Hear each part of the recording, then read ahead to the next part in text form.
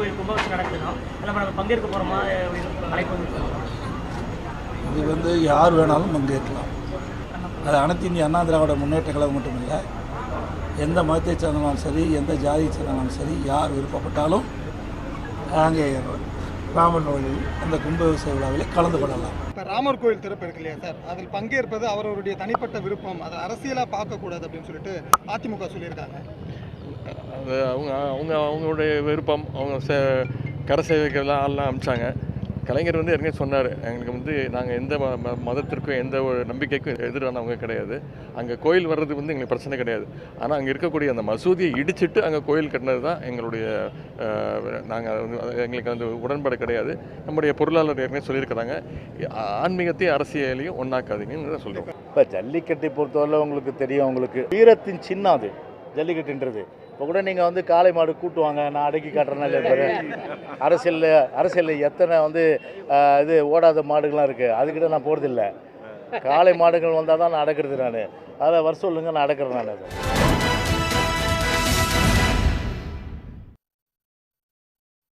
வணக்கம். இது கேள்விக்களம்.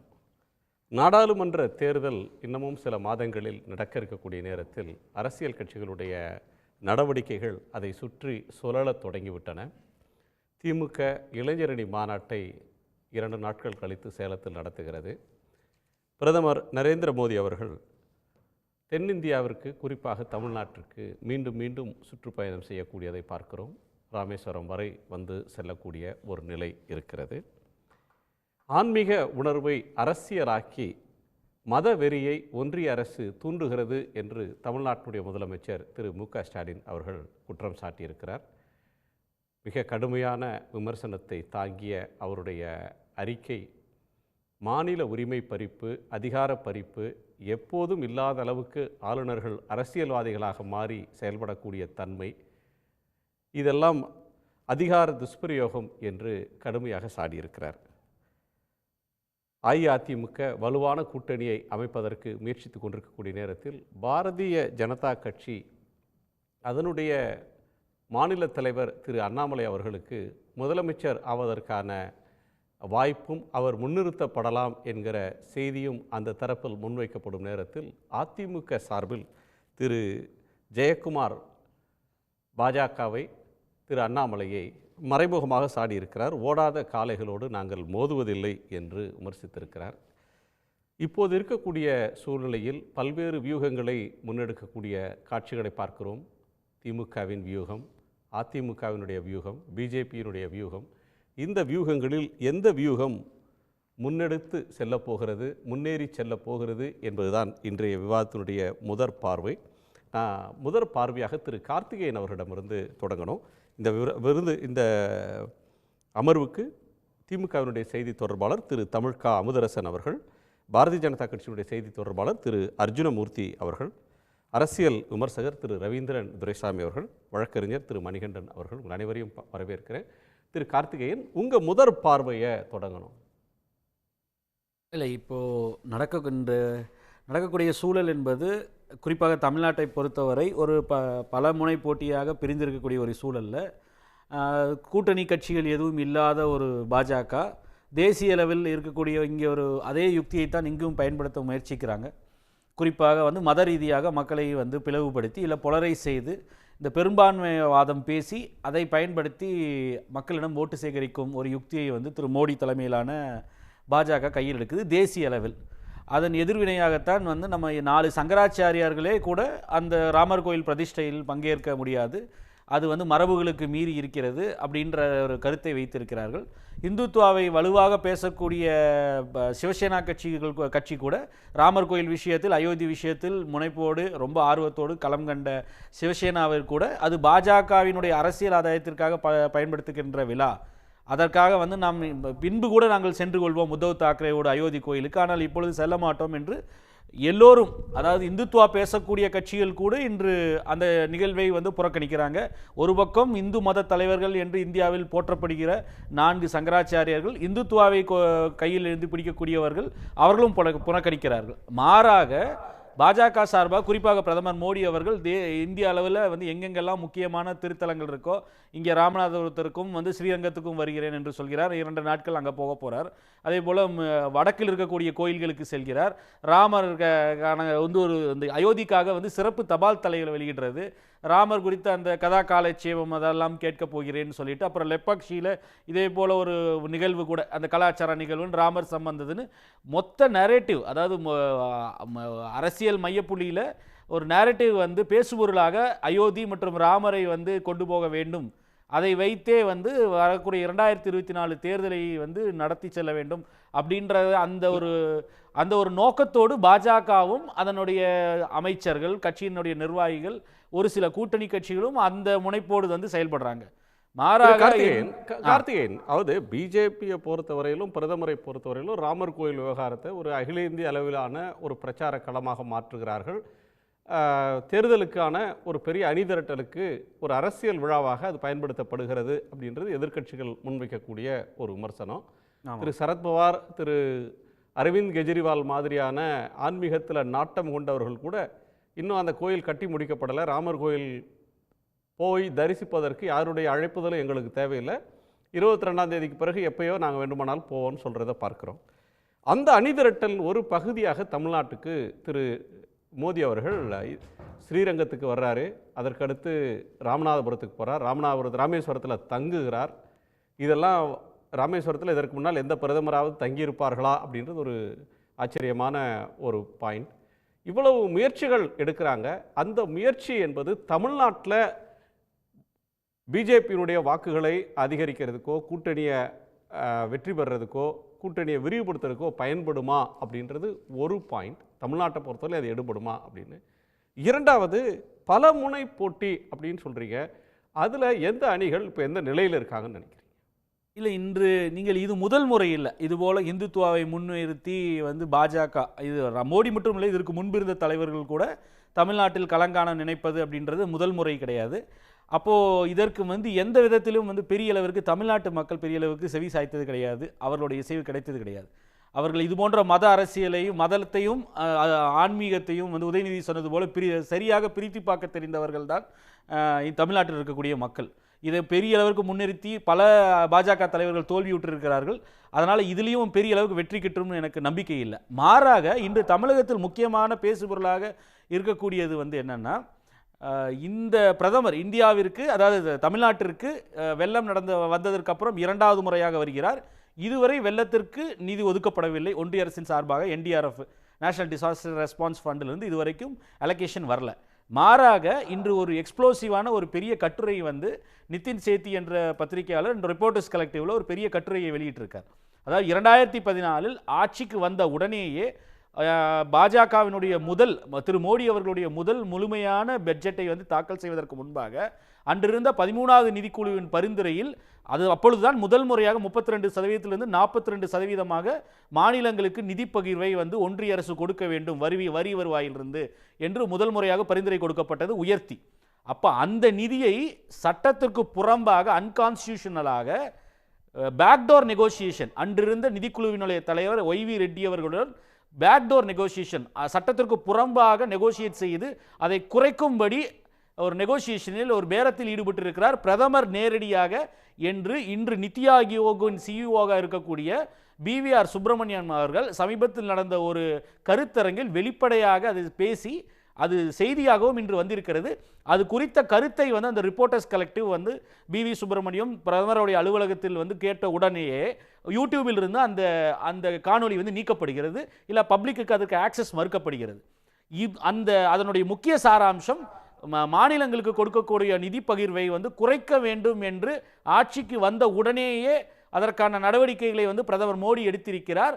அதற்கு மாறாக ஒரு சில மாதங்களுக்கு அடுத்து அதிகமாக நான் கொடுக்கிறேன், இதை வைத்துக்கொள்ள அளவுக்கு வந்து சில மாநிலங்களுக்கு கஜானாவிற்கு கூட இடம் இருக்கிறதா என்று தெரியவில்லை என்று பாராளுமன்றத்தில் வந்து 2015 பேசிய பிரதமர் 2014 அந்த நிதிக்குழுவின் அறிக்கை வரப்பெற்றவுடன் 2013 வந்து கான்ஸ்டியூட் பண்ண கமிஷன் அது YV ரெட்டி தலைமையில் 2013 அந்த 14 அந்த அறிக்கை பெற்றவுடனே குறைக்க சொல்லி சட்டத்திற்கு புறம்பாக பேரம் நடத்தியிருக்கிறார் என்று செய்தி அம்பலப்படுத்தப்பட்டிருக்கு. அது மட்டும் இல்லை, இது வெறும் செய்தி இல்லை, வெளிப்படையாக இன்று இருக்கக்கூடிய நிதி ஆயோக்கினுடைய CEO ஒரு செமினாரில் வந்து வெளிப்படைய சிஎஸ் சரி, ஒன்றிய அரசிடம் அதிக நிதி இருக்கணும், மாநிலங்களுக்கான டிவிசிவ் பூல் அப்படின்னு சொல்லக்கூடிய பகிர்ந்தளிக்கக்கூடிய நிதியை குறைப்பதற்கு பிரதமர் முயற்சித்தார் அப்படின்றது ஒரு குற்றச்சாட்டு. நேரடியான பாயிண்ட் என்னன்னா, தமிழ்நாட்டில் வேல் யாத்திரை நடந்தது சட்டமன்ற தேர்தலுக்கு முன்னால். அது பிஜேபிக்கு எந்த அளவுக்கு பயன்பட்டது? இப்போ தமிழ்நாட்டில் தான் முருகபக்தி மிகுந்த அளவில் அதிகமான அளவுக்கு தமிழ்நாடு முழுக்க இருக்கக்கூடியது வந்து அதிகமான உணர்வு முருகபக்தி தமிழ்நாட்டு மக்களுக்கு உண்டு. அந்த வேல் யாத்திரை எந்த அளவுக்கு பிஜேபிக்கு கை கொடுத்தது அப்படின்றது ஒரு பாயிண்ட். இங்கே திரு மோடி அவர்கள் எடுக்கக்கூடிய முயற்சி அப்படின்றது எந்த அளவில் பயன் கிடைக்கும் அப்படின்ற ஒரு பாயிண்ட்டை தான் கேட்டேன். முதலமைச்சர் சொல்கிற கருத்துக்கு அல்லது ஏடிஎம்கே இதில் எடுத்திருக்கக்கூடிய நிலைப்பாடு இது எந்த அளவுக்கு தாக்கத்தை செலுத்தும்? அதில் முக்கியமான விஷயம், நான் இந்த கருத்தை சொன்னதற்கு காரணமே தமிழ்நாட்டு மக்களுடைய இன்றைய பெரிய எதிர்பார்ப்பு, ஒரு 2 பெரிய பேரிடர்களை சந்தித்த மக்களுக்கு நீங்கள் கொடுக்க வருவது வந்து வெறும் விபூதி பட்டையடிக்க பார்க்குறீங்க. மாறாக அவர்கள் எதிர்பார்க்கிறது இழப்பு ஏற்பட்டு, பெரிய உயிர் சேதம் ஏற்பட்டு, பொருள் இழப்பு ஏற்பட்ட மக்களுக்கு நிவாரணம் வேண்டும் உரிமை கோருகிற மக்களுக்கு வெறும் வேலையும் வந்து காவடி ஆடுவதனால, அண்ணாமலை காவடி ஆடுவதனாலேயோ, முருகன் அவர்கள் வந்து வேலை வந்து தூக்கி ஊர்வலம் போனதுனாலேயோ, இல்லை ராமர் கோயிலுக்கு வந்து நீங்கள் எல்லோரும் வாருங்கள்னு பிரதமர் வருவதனாலேயோ எந்த ஒரு பெரிய ரிலீஃப் கிடைக்க போகிறதில்ல. இதை குறித்து ஏற்கனவே பேசி எல்லோர்களும் தோல்விதான் கண்டிருக்காரு. அது முருகன் ஆகட்டும், அண்ணாமலை ஆகட்டும், இல்லை இதுக்கு முன்னாடி பல்வேறு தலைவர்கள் இதை பண்ணியிருக்கிறாங்களே, அத்வானி கூட வந்துட்டு போயிருக்காரு. அப்போ இதற்கெல்லாம் எந்த ஒரு பெரிய பொருளும் கிடைச்சதில்லை. தமிழ்நாட்டில் மதத்தை சொல்லி ஓட்டு கேட்டோ இல்லை கடவுள் பேரில் ஓட்டு கேட்டோ யாரும் வெற்றி பெற்றதாக பெரிய சரித்திரம் கிடையாது. மாறாக கடவுள் மறுப்பு பேசியவர்கள் இங்கே பெரிய அளவுக்கு மக்களால் ஏற்றுக்கொள்ளப்பட்டிருக்கிறார்கள். பெரியாரை அது அந்த காலம் சார், அது அந்த காலம் மாறிடுச்சு அப்படின்னு பிஜேபி சொல்ற வாதத்தை நீங்க ஏற்கலையா? மற்றவங்களுடைய பார்வை இல்லை, இன்னைக்கு கூட வந்து ஸ்டாலின் அதை தானே சொல்றாரு. இன்னைக்கும் ஸ்டாலின் அதை தானே சொல்றாரு. மதத்தின் பேரால் அரசியல் ஆன்மீகத்தை அரசியலுக்காக பயன்படுத்த நினைக்கிறாருன்னு அதைத்தானே சொல்றாரு. அதனால தானே திரு எடப்பாடி பழனிசாமி அவர்களே நேரடியாக அயோத்திக்கு போவீங்களா இல்லைனான்னு கேள்வி கேட்கும் பொழுது போவே மாட்டேன் என்று ஒரு டைசியான பதிலை வைக்க காரணமே என்ன? அவர் வந்து நேரடியாக வந்து அயோத்தியை ஆதரித்து பாஜக ஆதரவு நிலைப்பாடு எதிர்ப்பதற்கும் அவர் தயாராக இல்லை. ஏன்னா அதில் ஒரு பெரிய பிரயோபகாரம் வந்து பெரிய அளவுக்கு பயன் கிடைக்காதுன்னு அவருக்கு நன்றாகவே தெரியும். ஆனால் பிஜேபியை வந்து பகிர்ந்து கொள்ள முடியாது. அதுதான் வந்து காரணம். சரி, திரு அர்ஜுனமூர்த்தி சார், உங்கள் கோணம் இதில் என்ன? நீங்கள் இதை எப்படி பார்க்குறீங்க? இதை பற்றி சொல்கிறீங்க, அவர் நிறைய பேசிட்டாரு. எந்த பாயிண்ட்டுக்குனாலும் நீங்கள் வாங்க. முதல்ல வந்து தொடர்ந்து இந்த ராமர் பிரதிஷ்டை பண்ணுறதை வேறு மாதிரி கொச்சைப்படுத்தி பேச விரும்புகிறதில்ல. எனக்கு அதிகமாக ஒப்புதல் இல்லை. என்ன காரணம்னா, இந்த ராமருங்கிற ஒரு எண்ணமும் செயலும் காலங்காலமாக நம்ம இந்தியா முழுக்க, பாரதம் முழுக்கவே அது இருக்குது. இப்போ நீங்கள் தமிழகத்தை தாண்டி எங்கே போனாலும் அதிகமாக ராமரை விசுவாசிக்கிறவங்களும் ராமரை ப்ரேயர் பண்ணுறவங்களும் நிறையா இருக்காங்க. அதை தாண்டி நீங்கள் தமிழ்நாட்டிலே பார்த்தீங்கன்னா ராமருக்கு 240 கோயில் இருக்குது. இங்கே 240 டெம்பிள்ஸ் இருக்குது. அங்கேயாச்சும் ஒரு அயோத்தி ஒரு சின்ன கோயில், சாமி மூர்த்தி கூட ரொம்ப சின்ன மூர்த்தி தான் பண்ணுறாங்க. இங்கே எல்லாம் 5 அடி 4 அடி உயரத்தில் நிறைய ராமர் கோயில் இருக்குது. 240 கோயிலுக்கு மேலே இருக்குது. இல்லை, கொச்சைப்படுத்துகிறாங்க அப்படின்னு நீங்கள் ஒரு தொடக்கத்தில் ஒரு சொல்கிறீங்க. சரி, நீங்கள் வட இந்தியாவில் போயிட்டோம்னா அது காங்கிரஸ் ஆகட்டும், ஆம் ஆத்மி ஆகட்டும், NCP, BSP, SP, TMC, RJD, இந்த எல்லா கட்சிகளும், நிதிஷ்குமார் தொடங்கி சிவசேனையிலிருந்து எல்லா கட்சிகளுமே யாரும் நாத்திக கட்சியோ நாத்திகத்தை பேசுகிற கட்சியோ இல்லை. எல்லாமே ஹிந்துத்துவ கட்சிகள் தான். சிவசேனையில் ஹிந்துத்துவ கட்சி. மற்ற கட்சிகள்லாம் வந்து பக்தியை பேஸா வச்சு அரசியல் பேசுறதுல எதிர்ப்பு ஆதரவு பேசல. அவங்களும் போக மாட்டாங்களே. இல்லை, இதில் ராமரை முன்னிறுத்தி பண்ணக்கூடியது வந்து முழுக்க இது அரசியல் அப்படின்னு அவங்க விமர்சிக்கிறத பார்க்குறோம். இதை நீங்கள் ரெண்டாக பிரிக்க வேண்டாம். அரசியல் வேற, பக்தி வேற. பக்தி மார்க்கம் வந்து அரசியலுக்கு ஆகாது அப்படி சொல்ல முடியாது. ஏன்னு வச்சுக்கோங்களேன், உலகம் முழுக்க பார்த்தீங்கன்னா எல்லா ரிலீஜனோட, இப்போ மலேசியா போனீங்கன்னா முழுக்க அவங்க வந்து இஸ்லாம் மதத்தை சார்ந்த ஒரு நாடாக தான் இருக்கும். இஸ்லாம் மதத்தை முன்னிறுத்தின நாடாக தான் இருக்கும். அது இஸ்லாமிக் கண்ட்ரி. ஆமாம், இப்போ நம்ம வந்து ஹிந்து பேஸ்டு கண்ட்ரி தான். மெஜாரிட்டி 82% பீப்புள் வந்து செக்குலர் கண்ட்ரி. இல்லை, எல்லோருக்கும் தானே. இருங்க சார், செக்குலர் கண்ட்ரி தான் சார். நம்ம செக்குலராக ஏற்றுக்கிட்டோம். நம்ம நாடை வந்து செக்குலர் ப்ரொவிஷன் பண்ணிக்கிட்டோம். ஏன்னா நம்ம எல்லாரும் கூடி வாழ்ந்தால் கோடி நன்மை அப்படிங்கிற ஒரு மாறணும். நாங்கள் மாறவே இல்லை, யாருமே மாறலையே. அதாவது ஒரு பர்டிகுலர் ஹிந்துத்துவ இஷ்யூவில் ஒரு ராமர் கோயில் கொண்டு வரோங்கிற மேட்டரில் நீங்கள் இவ்வளோ கேள்விக்குறியெல்லாம் அதில் கொண்டு வரதுக்கு வேலையே இல்லை. ஏன்னா அது ஒரு நிகழ்வு. எல்லா மாதிரி ஒரு 370 நிகழ்வு மாதிரி இது ஒரு நிகழ்வு தான். ஆயிரக்கணக்கான கோயில்களில் தமிழ்நாட்டில் பூஜை புனஸ்காரங்கள் நடக்குது. நேற்றுக்கே எடுத்துக்கிட்டீங்கன்னா இதில் வந்து எண்ணற்ற கோயில்களில் 450 ஆண்டுகளுக்கு மேலே மிகப்பெரிய போராட்டம், குறைஞ்சபட்சம் 500 ஆண்டுகளுக்கு மேலே 2.5 லட்சம் பேருக்கு மேலே உயிர் நீத்திருக்காங்க. அதை கொண்டாந்து வைக்கணுங்கிறதுக்காண்டி. இவ்வளோ பெரிய போராட்டத்தில் எங்களோட பெருமை என்னென்னா, இத்தனை ஆண்டுகள் சாதிக்க முடியாத ஒரு மிகப்பெரிய சாதனையை அவங்க மோடி அவர்கள் முயற்சி செய்து அவரோட காலகட்டத்தில் இவ்வளோ பெரிய நிறுவனம் பண்ணுறது மட்டும் இல்லாமல் குறிப்பிட்ட காலத்தில் குறிப்பிட்டபடி பிராண பிரதிஷ்டை பண்ணணும்னு நினைக்கிறது, அதை செயல்படுத்துறது. அதுக்காண்டி இப்போ வலிமையாக பாருங்கள், ஸ்ரீரங்கம் கோயில் வந்து ராமரோட மூல கோயில். சங்கராச்சாரியார்களே ஏற்கல இல்லைங்க, நான் சொல்கிறேன். ஏன்னா நீங்கள் கேட்ட கேள்வி என்னோட, அவருக்கெல்லாம் நிறைய ஸ்பேஸ் கொடுத்தீங்க, எனக்கும் கொஞ்சம் ஸ்பேஸ் கொடுங்க. அங்கேருந்து ராமேஸ்வரம் போயிட்டு ராமேஸ்வரத்தில் தீர்த்தம் எடுத்துகிட்டு போய் அங்கே அபிஷேகம் பண்ணணுங்கிறது இது ஒரு மத கோட்பாடுன்னு மட்டும் பார்க்கக்கூடாது. நம்ம பாரதத்தோட கலாச்சாரம் பண்பாடு சம்மந்தப்பட்ட விஷயம் இது. பெரும்பகுதி மக்களோட பெருமைக்கும் ஆதரவுக்கும் உள்ள கலாச்சார பண்பாடு. வெறும் மதம்னு சின்னதாக சொல்லி இது செக்குலர் நாட்டுன்னு ஒதுக்க வேண்டிய அவசியமே இல்லை. பண்பாட்டையோ யாரும் இது கலாச்சார பண்பாட்டை நிறுவனம் பண்றாரு, அதை திருப்பி பொசிஷன் பண்றாரு. இப்ப ராமர் சிலை பிரதிஷ்டை பண்ற அந்த கோயில் விழாவுக்கு அந்த ராம ஜென்மபூமியோட அறக்கட்டளை தலைவரோ, அங்க இருக்கக்கூடிய ராம ஜென்மபூமியினுடைய அறக்கட்டளை, அந்த கோயில் தர்மகர்த்தா, ராம பக்தர்கள், அது சார்ந்த சங்கராச்சாரியார்கள், சன்னியாசிகள், அவங்களோட முழு நேர வேலையே பூஜை புனஸ்காரம், கோயிலுக்கு போறது, தீர்த்தம் எடுத்துட்டு போறது. இவர் பண்ணக்கூடாதுன்னு ஏதாவது சட்டம் ஒரு அரசியல் கட்சியினுடைய தலைவர், அரசியல் கட்சியின் தலைவர், எல்லோருக்கும் பொதுவாக இருக்க வேண்டியவர், ஆட்சியுடைய நிர்வாகத்தை பண்ண வேண்டிய ஒருவர், அதை விட்டுட்டு சாமியார்கள் செய்யறாங்கன்னா அது அவங்களுடைய முழு நேர வேலை, அதை யாரும் தப்பு சொல்லல. இப்ப நம்முடைய அடிகளார் ஒருத்தர் பண்றாரு அப்படின்னா அதுல தவறு இல்லை. அந்த வேலையை முதலமைச்சரும் அந்த வேலையை பிரதமரும் முழு நேரமா பண்றாங்கன்னா அந்த இடத்துல வந்து அரசியல் பக்தியா இருக்கணும். கோயிலுக்கு எல்லா கட்சிக்காரங்களும் போறாங்க. இல்லைங்க, இப்போ நீங்க இங்கே பாருங்க, அரசியல் கட்சி எல்லாம் பெரியாரை ஸ்தாபனம் பண்றது, பெரியாரை வளர்க்கணும், பெரியாருக்கு செலவைக்கணும், பெரியாருக்கு மாலை போடணும், பெரியார் இது மட்டும் எந்த கோட்பாடுல வருதுங்க?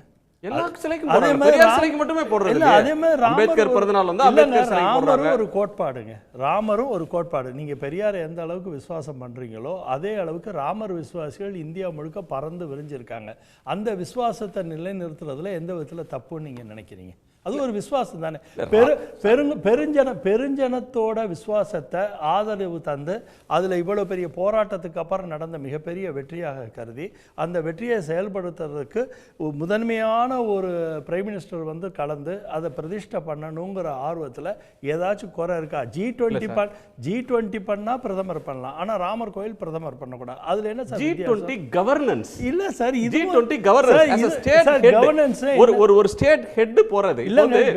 ஒரு மசூதியை வந்து அங்க இருக்கக்கூடிய மௌலா திறக்கிறதுல பிரச்சனை இல்ல. இல்லங்க, கவர்னன்ஸ் மசூதியை திறக்கிறதுக்கு, சர்ச்சை திறக்கிறதுக்கு வந்து அந்த ஃபாதர்ஸ் போனா பிரச்சனை இல்ல, அங்க பிஷப் போனா பரவாயில்ல. பிஷப்போட வேலை என்ன, பிரைம் மினிஸ்டர் வேலை என்ன? கவர்னன்ஸ்னா என்னங்க? What is governance? பீப்பிளை கவர்ன் பண்றது தானே கவர்னன்ஸ். இது பீப்பிளோட பெரும்பகுதியான மக்களோட ஆர்வம் தானேங்க. இதை கவர்ன் பண்ணா என்ன தப்புன்னு கேக்குறேன். இல்ல இல்ல, இதுல ஒரு தப்பு இல்லங்க. அதுக்கு கோயிலுக்கு தர்மகர்த்தா இருக்காங்க, ரெண்டுக்கும் வந்து கவர்னன்ஸ் வேற.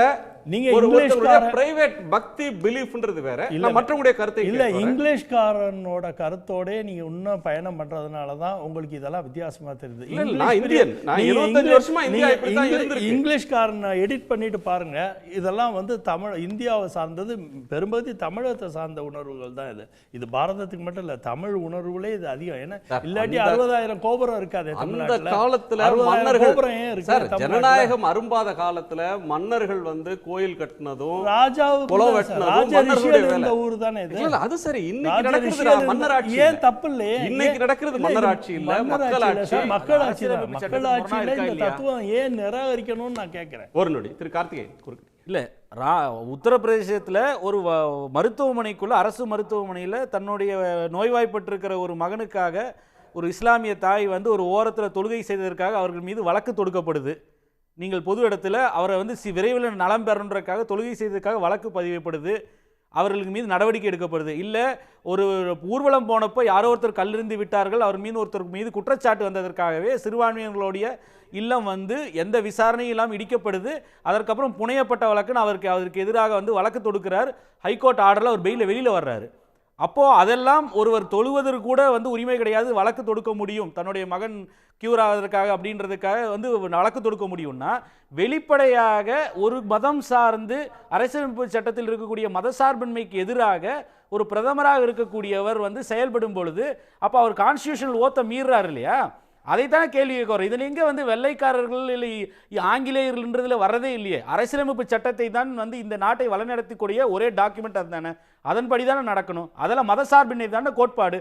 அதை ஏற்றுக்கொண்டு இரண்டாவது முறை ஆட்சிக்கே வந்தார் வந்து இந்த பிரதமர். அப்போ அதை செயல்படுவது சரியா? ஒரு நிமிஷம், மற்ற 3 விருந்தினர்கள் பேசல. திரு மணிகண்டன், ஓடாத காளைகளோட நாங்கள் ஓடுறது இல்லை, நான் மோதுறது இல்லை அப்படின்னு திரு ஜெயக்குமார் நேற்றைக்கு காட்டமான ஒரு விஷயத்துக்குள்ளே போகிறார். நம்ம முழுக்க ராமர் கோயில் அது சார்ந்து நிறைய விவாதங்கள் பண்ணியிருக்கோம். நம்ம ஊர் அரசியலை பேசுவோம்.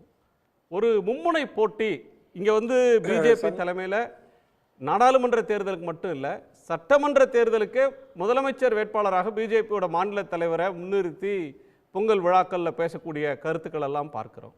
இந்த கருத்துக்கள், இந்த சவால்கள், இந்த மும்முனை போட்டியில் ஏடிஎம்கே எங்கே இருக்கு?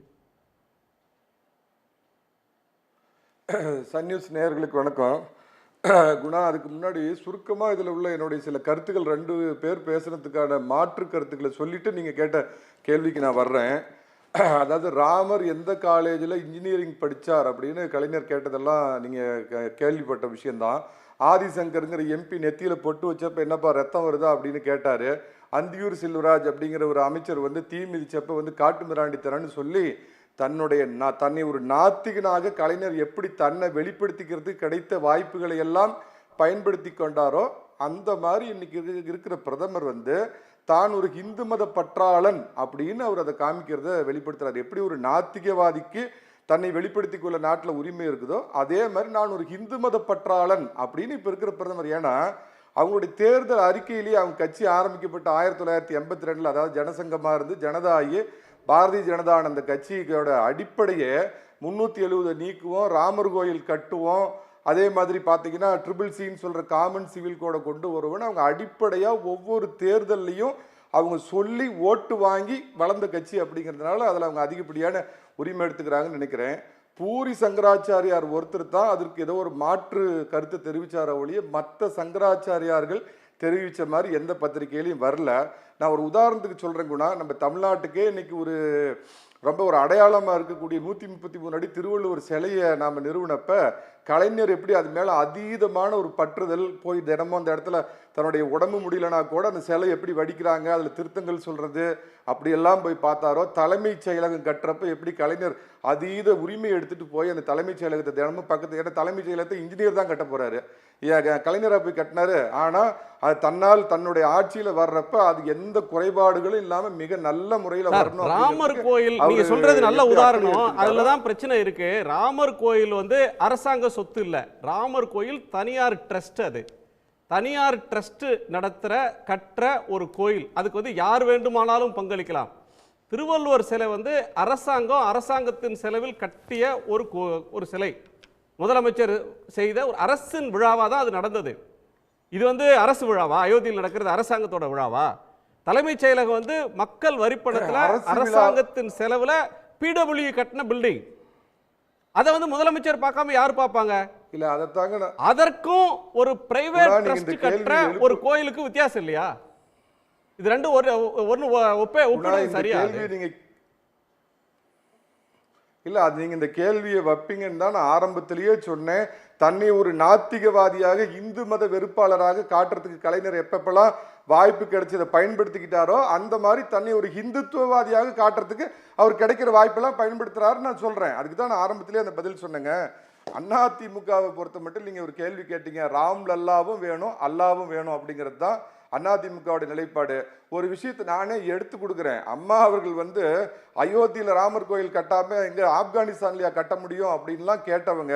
அதே சமயத்தில் மத உணர்வுங்கிறது எல்லாருக்குமே இருக்கலாம், ஆனால் பிற மத வெறுப்பாது மாறிடக்கூடாது அப்படிங்கிறது தான் எல்லாருமே விரும்புறது. மத உணர்வு ஒரு இஸ்லாமியனுக்கு இருக்கலாம், ஹிந்துவுக்கு இருக்கலாம், கிறிஸ்தவனுக்கு இருக்கலாம், எல்லாத்துக்குமே இருக்கலாம் ஒழிய இப்போ நம்ம தமிழ்நாட்டில் எது பிரதான அரசியல் குணம்? இன உணர்வு கொள், மொழி உணர்வு கொள்ளுங்கிறோம். எதுக்கு எடுத்தாலும் தமிழா இன உணர்வு கொள், மொழி உணர்வு கொள்ளுங்கிறோம். நாம் எப்படி இங்கே ஒரு பொருளை வந்து நாம் ஒரு ப்ராடக்டை முன்னிறுத்தி இன உணர்வு கொள், மொழி உணர்வு கொள்னு சொல்கிற மாதிரி தவறில்லை. அந்த மாதிரி அவங்க வந்து மதத்தை ஒரு இதாக வச்சு பண்ணுறாங்க. ஆனால் அது பிற மத எதிர்ப்பாக மாறிடக்கூடாது அப்படிங்கிறத அதிமுக மாதிரி பொறுப்புள்ள கட்சிகளுடைய இது. நான் ஏற்கனவே சொன்ன மாதிரி ராம்லல்லாவும் வேணும், அல்லாவும் வேணும் அப்படிங்கிறதுல மாற்று கருத்து இல்லைங்க.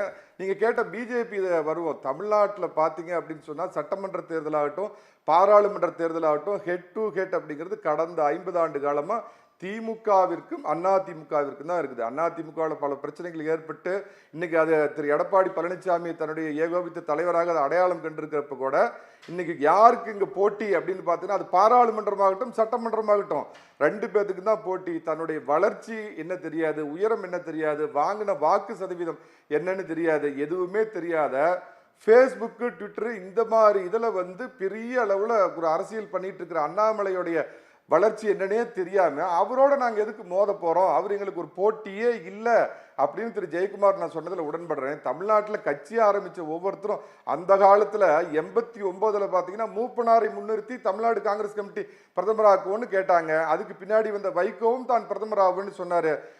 சமீபத்தில் மறைந்து போன மாபெரும் விஜயகாந்த் அவர்களும் தன்னை ஒரு முதல்வராக முன்னிறுத்தி கொண்ட மாதிரி இன்னைக்கு அண்ணாமலை அவங்க கட்சியை வளர்த்துறதுக்காக சொல்றாரு. அதை பொருட்படுத்த வேண்டிய இடத்திலும் இல்லை, அதை காது கொடுத்து கேட்க வேண்டிய இடத்திலும் அதிமுக இல்லை. திருமாவளவனை கூட தான் அந்த கட்சியில தன்னை முதலமைச்சர் அப்படின்னு அவர் முன்னிறுத்தி கேட்கிறாங்க. ஆகவே இங்க போட்டி திருமாவளவன் அந்த கட்சியில திருமாவளவன் அவர்களை அந்த கட்சியில முன்னிறுத்தினாலும் அவர் இன்னொரு பெரிய கட்சியினுடைய கூட்டணியில் இருக்கிற ஒரு ஜூனியர் பார்ட்னர். ஆனா இப்ப பிஜேபி தன் தலைமையில ஒரு அணி அமைக்கக்கூடிய இடத்திலும் வரக்கூடிய சட்டமன்ற தேர்தலையும் தங்கள் தலைமையில சந்திக்கக்கூடிய நிலையில பொசிஷன் பண்ற இடத்துக்கு அந்த கட்சி போகுது. நீங்க இரண்டும் மீண்டும் ஒப்பிடுறது தப்புன்னு நினைக்கிறேன். திரு அர்ஜுனமூர்த்தி அவர்கள்ட்டே அது சார்ந்து கேட்கிறேன். இதில் இப்போது என்னென்னா கால மாற்றத்தை யாருமே கருத்தில் எடுத்துக்க மாட்டேங்கிறாங்க. திருப்பி 50 ஆண்டுகள் எங்கள் 2 பேருக்கு இடையில் தான் போட்டி, வலிமையான போட்டி எங்களுக்குள்ளே தான் இருக்கும், இது திராவிட நாடு, திராவிட கட்சிகளுக்கு தான் பங்களிப்பு இருக்கும், இது ஓகே, இது ஒரு மித்து, இது பேசிக்கிட்டே இருக்கட்டும், அது அவங்க பேசுறது இல்லை, மித்து தான், இது ஃபேக்ட் இல்லை. இது எப்படி மித்தாக கன்வெர்ட் நான் சொல்கிறேன் பாருங்க. இப்போ என்ன ஆச்சு, திரும்ப இவங்க தான் சார் ஜெயிச்சிருக்காங்க, திரும்ப 80% ஓட்டு இவங்க தான் எடுத்திருக்காங்க. இல்லை சார், அப்போ வலிமையான போட்டிக்கு ஆள் இல்லை சார், வலிமையான தலைவர்கள் இல்லை. இப்போ அண்ணாமலை மாதிரி ஒரு வலிமையான தலைவர் எமர்ஜ் ஆன பிறகு உங்களுக்கு அந்த பிரச்சனை வந்துடுச்சு. இப்போ ரெண்டாவது அண்ணன் சொல்கிறாங்க இது மாதிரி ஃபேஸ்புக்கும் இதை வச்சு தான் அரசியல் பண்ணுறாருங்கிறாங்க. அதில் ஒரு கவனிக்க வேண்டியது என்னென்னா 2014 சோஷியல் மீடியாவோட இம்பேக்டில் தான் மோடிஜி வலிமையாக மோடிஜி குஜராத்தில் வரைக்கும் தெரிஞ்ச வர ஆல் இண்டியாவில் தெரியப்படுத்தினது மட்டும் இல்லாமல் அவர் ஒரு வலிமையான பாரத பிரதமர் ஆக்கக்கூடிய முயற்சியில் பெரும்பங்கு நடந்தது தான். அதில் யார் செயல்பட்டாங்களோ அவங்கள கடந்த எலெக்ஷனில் திமுகவும் பயன்படுத்தி அவங்கள வச்சு வெற்றி வாய்ப்பையும் பண்ணியிருக்காங்க. இப்போ ஸ்ட்ராட்டஜிக்கலாக என்ன ஆச்சுன்னா யூத்தோட பர்சன்டேஜ் 40% இருக்கும்போது இந்த பெனிட்ரேஷன் ஆஃப் 80% எல்லாம் வித் யூத்தில் சோஷியல் மீடியா தான் இருக்குது. அதோட வலிமையை உணர்ந்ததுனால தான் திமுக மாதிரி ஒரு திராவிட கட்சிகளும் அதை நோக்கி பயணம் பண்ணி அதில் முயற்சி எடுத்து அந்த முயற்சியோட வெற்றியை லாஸ்ட் எலெக்ஷன் 2021 சோஷியல் மீடியாவை இன்னைக்கு பயன்படுத்தாத கட்சியே கிடையாது. அவர் ஏடிஎம்கேவும் சோஷியல் மீடியா நிர்மல்குமார் மாதிரி எக்ஸ்பீரியன்ஸ் இருக்கக்கூடிய ஆட்களே இல்லை ஃபேஸ்புக்னு சொன்னதுனால சொல்கிறேன். அவங்க சொன்னாங்களே ஃபேஸ்புக் அரசியல்னாங்களே, இது ஃபேஸ்புக் அரசியல் இல்லை, இது ஃபேஸ் ஆஃப் அரசியல் ஆயிடுச்சு. இப்போ அரசியலில் ஃபேஸ்புக் அரசியலை தாண்டி ஃபேஸ் ஆஃப் அரசியல் ஆயிடுச்சு. இப்போ இதை நம்ம தவிர்க்க முடியாதுங்க. இது லாஜிக்கலாக என்ன வேணாலும் குறை பேசினாலும் இதை இனிமேல் அரசியல் உலகத்தில் சோஷியல் மீடியாவை தவிர்க்கிறதுக்கு இனிமேல் வாய்ப்பே இல்லைங்க. அதை ஃபஸ்ட்டு பாயிண்ட்டாக எடுத்துக்கிட்டேன் யார் வேணாலும்.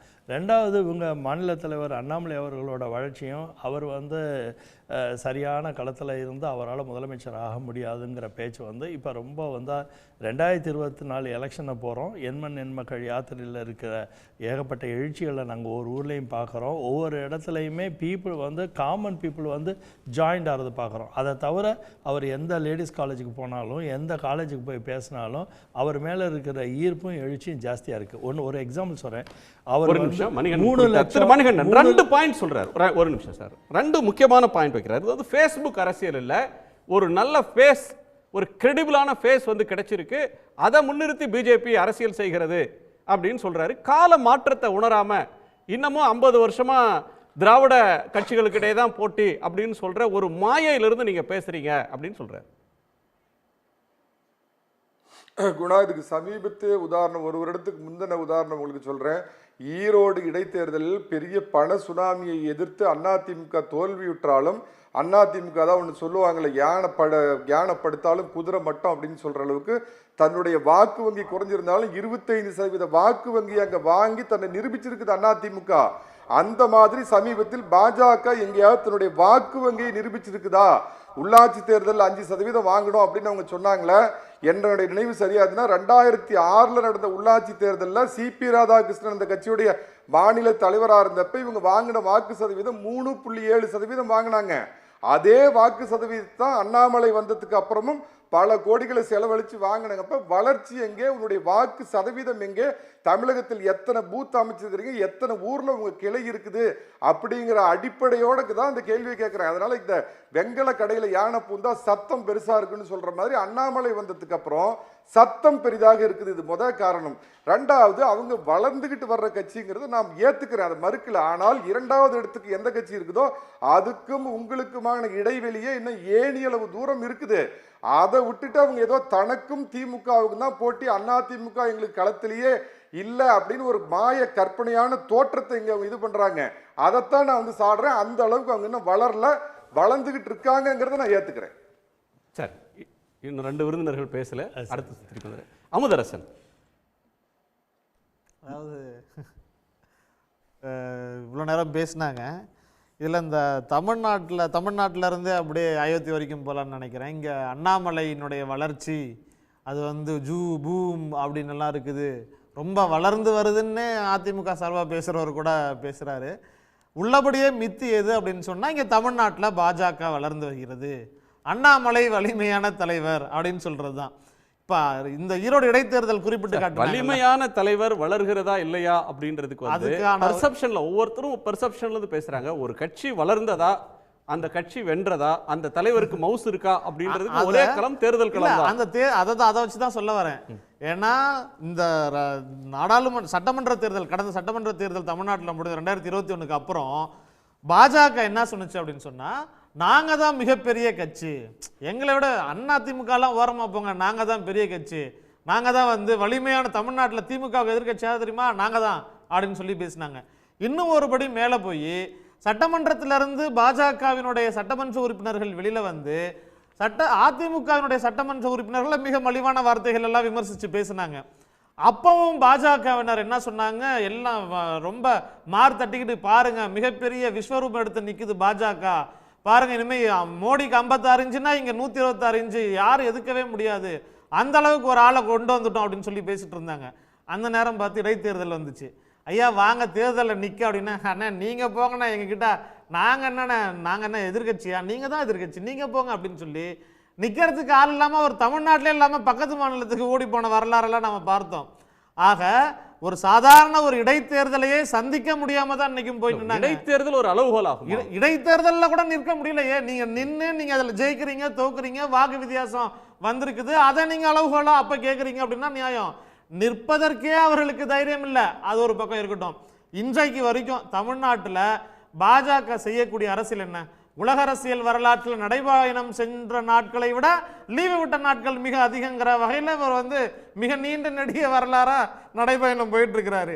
அந்த நடைபயத்தின் வாயிலாக ஆக்டிவிட்டி ஆர் அதர் நடக்குதான்றதான் பார்க்கணும். தன்னுடைய இருப்பை நடைபயணம் வந்து தொடர்ந்து வைகோ போனது மாதிரி வைகோ வந்து 1500 கிலோமீட்டர் நடந்தே போனார், 2000 கிலோமீட்டர் நடந்தாரு. ஐயா இதையும் நம்ம ஒப்பிடவே முடியாது. அது ஒரு இலக்கு நோக்கி, குறிக்கோள் நோக்கி, கொள்கையை முன்னிறுத்தி சென்றது. இது நீங்க என்ன உங்களுடைய இலக்கு என்ன, உங்களுடைய நோக்கம் என்ன? தன்னை முன்னிறுத்திக்கணும், தன்னுடைய இருப்பை காட்டிக்கணும் அப்படிங்கிறது தான். அது அதற்குள்ளார இருக்கக்கூடிய அரசியலுக்குள்ளாரெல்லாம் நம்ம போக விரும்பல. போற இடத்துல இருக்கக்கூடிய தொழிலதிபர்கள்லாம் கண்ணீர் விட்டு கதறின காட்சியெல்லாம் பார்த்தோம். ஏற்கனவே 1 கோடி கொடுத்துட்டேன், 2 கோடி கொடுத்துட்டேன்னு ஒரு 75 லட்சம் கேட்கறாங்க, நான் எங்க போய் அழுவுறதுன்னு அது அந்த புலம்பல்கள், அந்த மிரட்டல், அதெல்லாம் அது அவர்களுடையது. இவங்க நாடாளுமன்ற தேர்தலை இப்ப நெருங்கிடுச்சு. நாடாளுமன்ற தேர்தலை ஒட்டி இப்ப அதிமுக தேர்தல் களத்தில் நிக்குது அப்படின்னு சொன்னா அவங்களுடைய ஒரே ஒரு இலக்கு திமுகவை எதிர்க்கணும், செய்யக்கூடியதை எதிர்க்கணும்னு சொல்லி பேசிட்டு இருக்கிறாங்க. பாஜகவினுடைய பிரச்சார முழக்கம் என்னவா இருக்குது? பாஜகவினுடைய பிரச்சார முழக்கம் இந்த கோவில் இந்த விஷயத்தை தாண்டி வேற ஏதாவது ஒரு விஷயம் இருக்குதா? இன்னும் பிரைம் மினிஸ்டரை பத்தி பேசும் பொழுது எனக்கு ரொம்ப உள்ளபடியே இவ்வளவு இலகுவான ஒரு வேலையா பிரைம் மினிஸ்டரோட வேலை அப்படிங்கிற மாதிரி ஆகிப்போச்சு. காரணம் என்னன்னா, நீங்க எல்லா கோயிலையும் சுத்தம் பண்ணுங்க, எல்லாரும் முகப்பு படத்துல சாமி படத்தை வச்சுக்கோங்க, எல்லாரும் வந்து விரதம் இருங்க, விளக்கேத்துங்க. இது ஒரு பிரைம் மினிஸ்டரோட வேலையா? திருவள்ளுவரினுடைய சிலையை எல்லாரும் பார்க்குறாங்க, எந்த அது மதம் சார்ந்து கிடையாது. செக்ரட்டேரியட் கலைஞர் கட்டினார்னா எல்லா மதம் அது குஜராத் மாடல் கிடையாது, அது திராவிட மாடல். ஏன்னா குஜராத் மாடலில் தான் ஒரே ஒரு முஸ்லீம் கூட அங்கே சட்டமன்ற உறுப்பினராக கிடையாது. இன்னைக்கு ராமர் கோவில் இவர் மாறுதட்டிக்கிறார் அப்படின்னு சொன்னால் அதில் அவருடைய மதம் சார்ந்து மட்டும் கிடையாது, அவருடைய நம்பிக்கை மட்டும் கிடையாது, நான் ஒரு இந்துத்துவவாதின்னு காமிச்சிக்கிறது மட்டும் கிடையாது, பெரும்பான்மை இந்துக்களினுடைய பக்கம் நின்றுக்கிட்டு சிறுபான்மையினரை ஒடுக்கி இருக்கிறோம், அவர்களுடைய இடத்தை அபகரித்து அதன் மீது கட்டியெழுப்பப்பட்டிருக்கக்கூடிய இந்த வெற்றியை கொண்டாடுறாங்க அப்படின்னா நேரடியாக இந்துத்துவவாதியாக காட்டிக்கொள்ளக்கூடிய இந்த நாட்டினுடைய பிரைம் மினிஸ்டர் எப்படி புதிய நாடாளுமன்றம் கட்டி முடிச்ச உடனே அதில் அச்சடித்து கொடுக்கப்பட்ட அந்த இந்தியன் கான்ஸ்டியூஷனில் செக்யூலருங்கிற வார்த்தையை எடுத்தாரோ அதை நடைமுறைப்படுத்திட்டு இருக்கிறார். எல்லாருக்குமா 132 கோடி மக்களுக்கு பிரைம் மினிஸ்டராக இருக்கக்கூடிய மோடி குஜராத்தினுடைய முதலமைச்சராக இருக்கும் பொழுது குஜராத் கலவரம் நடந்தப்ப அங்க அந்த கலவரத்திலிருந்து தப்பி ஓடி அந்த அடைக்கலம் புகுந்தாங்களே இஸ்லாமியர்கள், அவர்கள் குறித்து என்ன பேசினாரு? இஸ்லாமியர்கள் தங்கியிருக்கக்கூடிய கூடாரங்களை இனப்பெருக்க கூடமாக பயன்படுத்துகிறார்கள் சொன்னவர் யாரு? இந்த நாட்டினுடைய பிரைம் மினிஸ்டர் அன்றைக்கு முதலமைச்சராக இருக்கும் பொழுது. பிரச்சனை பெருசான உடனே நாம் பேசலாம்னு சொன்னாரு, அதற்கான ஒளிநாடாக வெளியானுச்சு. இது ராம பக்தி இல்ல, மாறாக இதுல வந்து இந்த நாட்டில் இருக்கக்கூடிய இஸ்லாமியர்கள், கிறிஸ்துவர்கள், சிறுபான்மையின மக்களினுடைய அவர்கள் மீது அந்த இறந்த உடல்கள் மீது, அந்த பிணத்தின் மீது, அதன் மீது ஏறி அந்த மெஜாரிட்டேரியன் பாலிடிக்ஸ் வெறுப்பு தான் அது. நன்றி நன்றி பிரைம் மினிஸ்டர் பண்றது. நன்றி நன்றி நன்றி. திரு ரவீந்திரன் துரைசாமி அவர்கள்ட்ட போகணும், கொஞ்சம் பிராக்டிக்கல் பாலிடிக்ஸ்க்கு வருவோம். ராம பக்தியை முன்னிறுத்தி பிஜேபி இந்த அரசியல் செய்கிறது அப்படின்றது எதிர்க்கட்சிகள் கருத்து. இது வந்து ராம பக்தின்றது நேச்சுரல், பிஜேபியோடைய இயல்பா இலகுவா அவங்க செய்கிற ஒன்று, இதில் என்ன தப்பு இருக்குது அப்படின்னு திரு அர்ஜுனமூர்த்தி கேட்குறாரு. தமிழ்நாட்டில் அவர் எடுக்கக்கூடிய இந்த முயற்சிகள், ஸ்ரீரங்கம் கோயிலுக்கு போகிறதா இருக்கட்டும், ராமநாதசாமி கோயிலுக்கு போகிறதா இருக்கட்டும், மதுரைக்கு கடந்த முறை போனதாகட்டும், மீண்டும் மீண்டும் தமிழ்நாட்டுக்கு வர்றது, மீண்டும் மீண்டும் தென்னிந்தியாவுக்கு முயற்சி பண்ணுறது அப்படின்ற ஒன்று. ராமபக்தியை எந்த அளவுக்கு பேசினாலும் வட இந்தியாவில் பிஜேபியுடைய வெற்றி அப்படின்றது போன முறையே அதோட பீக்கை தொட்டுடுச்சு. உத்தரப்பிரதேசிலேருந்து கர்நாடகா வரையிலோ, மகாராஷ்டிரா வரையிலோ, ராஜஸ்தான்லேயோ, மத்திய பிரதேசத்துலேயோ, பீகார்லேயோ போன முறை பெற்ற வெற்றி பெற முடியாது அப்படின்னு நினச்சி தென்னிந்தியாவில் கொஞ்சம் இடங்களை பெறணுன்றதுக்காக இந்த பிரயத்தனத்தை பிரதமர் செய்கிறாரா? அதற்கு இந்த முயற்சிகள் உதவுமான்றது ஒன்று. ஏடிஎம்கே வந்து திரு மணிகண்டன் சில பார்வைகளை முன் வச்சார் ஏடிஎம்கேவை சார்ந்து. அது நடைமுறை யதார்த்தத்தை வெளிப்படுத்துகிற ஒன்றாக இருக்கா? வட இந்தியாவில் அவங்க முன்னை விட பெரிய வெற்றியை பெறுவோங்கிற நம்பிக்கையில் தான் இருக்கிறாங்க. ராமர் கோயிலுங்கிறது அவங்களோட கமிட்மெண்ட். ராமர் கோயில் கட்டுவோங்கிறது இந்துக்களுக்கு அவங்க கொடுத்த உறுதிமொழி. அது கட்டலை, ஏமாத்துறாங்கங்கிற ஒரு குற்றச்சாட்டு கூட அவங்க மேலே ஒரு காலகட்டத்தில் வந்தது. இப்போ அதை கட்டி முடிக்கிறாங்கன்னா அது மிகப்பெரிய ஒரு எழுச்சியை, மிகப்பெரிய வாக்கு வலிமையை, எந்தெந்த பகுதிகளில் அவங்க 89க்கு முன்னாடி பலகீனமாக இருந்து பெரிய அளவுக்கு பலம் பெற்றாங்களோ அந்த பகுதியில் கூடுதல் பலத்தை பெறுவாங்க தான் அவங்களோட முழு நம்பிக்கையாக இருக்குது. அதனால தான் 50% வாக்கு எங்கள் டார்கெட்டுங்கிறத அவங்க சொல்லியிருக்கிறாங்க. தென் இந்தியாவுக்கு வர்றது Modi will never accept defeat. இங்கே என்ன பொசிஷன் அவங்களுக்கு தெரியாத ஒரு விஷயம் அல்ல. கேரளாவில் ஒரு 5 தொகுதியில் கான்சன்ட்ரேட் பண்ணுவாங்க. திருவனந்தபுரம், ஆற்றிங்கல், திருச்சூர், பத்தனம்திட்டா, பாலக்காடு 20 தொகுதி உள்ள கேரளாவில் 5 தொகுதியில் அவங்க கான்சன்ட்ரேட் பண்ணுவாங்க.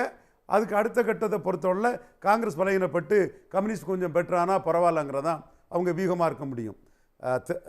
ஆந்திராவில் அவங்க இன்னும் வந்து ஒரு முடிவே எடுக்கலை. அங்கே ஒன்றும் பெரிய பிளேயராட்டு பாஜக இல்லை. பாஜக கூட்டணி மஸ்ட்டுங்கிற லெவலில் யாருமே ப்ளே பண்ணலை. ஜெகன் ரெட்டிக்கும் மோடிக்கும் ஒரு நல்லுறவு அங்கே இருக்குது. தெலுங்கானாவில் அவங்க ஒரு கடுமையான ஃபைட்டை கொடுப்பாங்க. அதுலேயும் 2 விதமான கருத்து இருக்குது. இவர் பாராளுமன்றம் தான் நமக்கு முக்கியம், சந்திரசேகர ராவ் கூட ஒரு அலையன்ஸ் வச்சானங்கிற பார்வையில் இருக்குது. தமிழ்நாட்டை பொறுத்தளவில் அவங்க தனிச்சியும் பெருசாக சாதிக்கலை, கூட்டணியிலையும் சாதிக்கலை. தனித்து அவங்க பெற்ற 2 சீட்டு அல்லது 1 சீட்டு 5.5% ஓட்டை கூட கூட்டணியில் பெறலங்கும் போது மோடி இமேஜை மீண்டும் முன்னிறுத்தி 14-19 விட பாஜக ஒரு பெட்டர் பெர்ஃபார்மன்ஸ் பண்ண முடியுமாங்கிறதுக்காக முயற்சி பண்ணுறாங்க. மோடி தமிழ்நாட்டில் கன்னியாகுமரியிலேயோ ராமநாதபுரத்தில் நின்னா எப்படி இருக்குன்னு கூட அவங்க ஆய்வு பண்ணி பார்க்கும்போது இதற்கு கூடுதல் ரிப்பர்கஷன்ஸ் வந்து பெரிய அளவில் வராதுன்னு சொல்லும்போது அதில் அது முன்னெடுக்காண்டாங்கிற எண்ணத்திலும் இருக்கிறாப்புல. மீண்டும் நாம சொல்லக்கூடிய கருத்து Modi will never accept defeat. அதனால இல்ல, இல்ல. தமிழ்நாட்டில் ராமநாதபுரத்திலையும் கன்னியாகுமரியிலையும் நிற்கலாம், நின்றால் வெற்றி பெற முடியுமா அப்படின்னு யோசிக்கிறாங்க. அப்படின்னா நின்றால் வெற்றி பெற முடியுன்ற இடத்துக்கு பிஜேபி வந்துருச்சா? இல்லை, வரலன்னு தானே நான் சொல்கிறேன். அவங்க யோசித்தாங்க, அதை ஆய்வு பண்ணாங்க, அதுக்கு வந்து ரிப்பிள் எஃபெக்ட் ரிபர்கஷன்ஸ் இருக்காது. அந்த ஒரு தொகுதியோடு நின்று போகக்கூடிய விஷயமாக தான் இருக்க முடியுமே தவிர, வாரணாசியில் 2014 நின்ன போது என்டையர் யூபியிலே அது ஒரு பெரிய பூஸ்டை கொடுத்து, பீகாரில் ஒரு பகுதியில் பூஸ்டை கொடுத்துங்கிற மாதிரிப்பட்ட ஒரு பூஸ்ட் இங்கே கொடுக்காது. அதற்கான அரசியல் சூழ்நிலை தமிழ்நாட்டுக்குள்ளே இல்லைங்கிற முடிவுக்கு தானே வர்றாங்க. ஆய்வு பண்ணி பார்க்கும்போது அவங்களுக்கு அதோட பெரிய பலன் கிடைக்குங்கிற எண்ணம் ஓட்டம் அவங்களுக்கு இல்லை. அதே வேளையில் இங்கே வந்து இந்த திமுக அணி ஸ்ட்ராங்காக இருக்குது, அது யதார்த்த உண்மை. நான் தொடர்ந்து சொல்லிட்டு இருக்கிறேன், திமுக அணி ஒரு காம்பினேஷனில் வரக்கூடிய அணி, அவங்க கெமிஸ்ட்ரியில் நிற்கக்கூடிய அணி. எடப்பாடி சொல்கிற மாதிரி மெகா கூட்டணியெல்லாம் வராது. எடப்பாடியை பலம் நிரூபிக்காத எடப்பாடியை நம்பி யாரும் கூட்டணிக்கு போக மாட்டாங்க.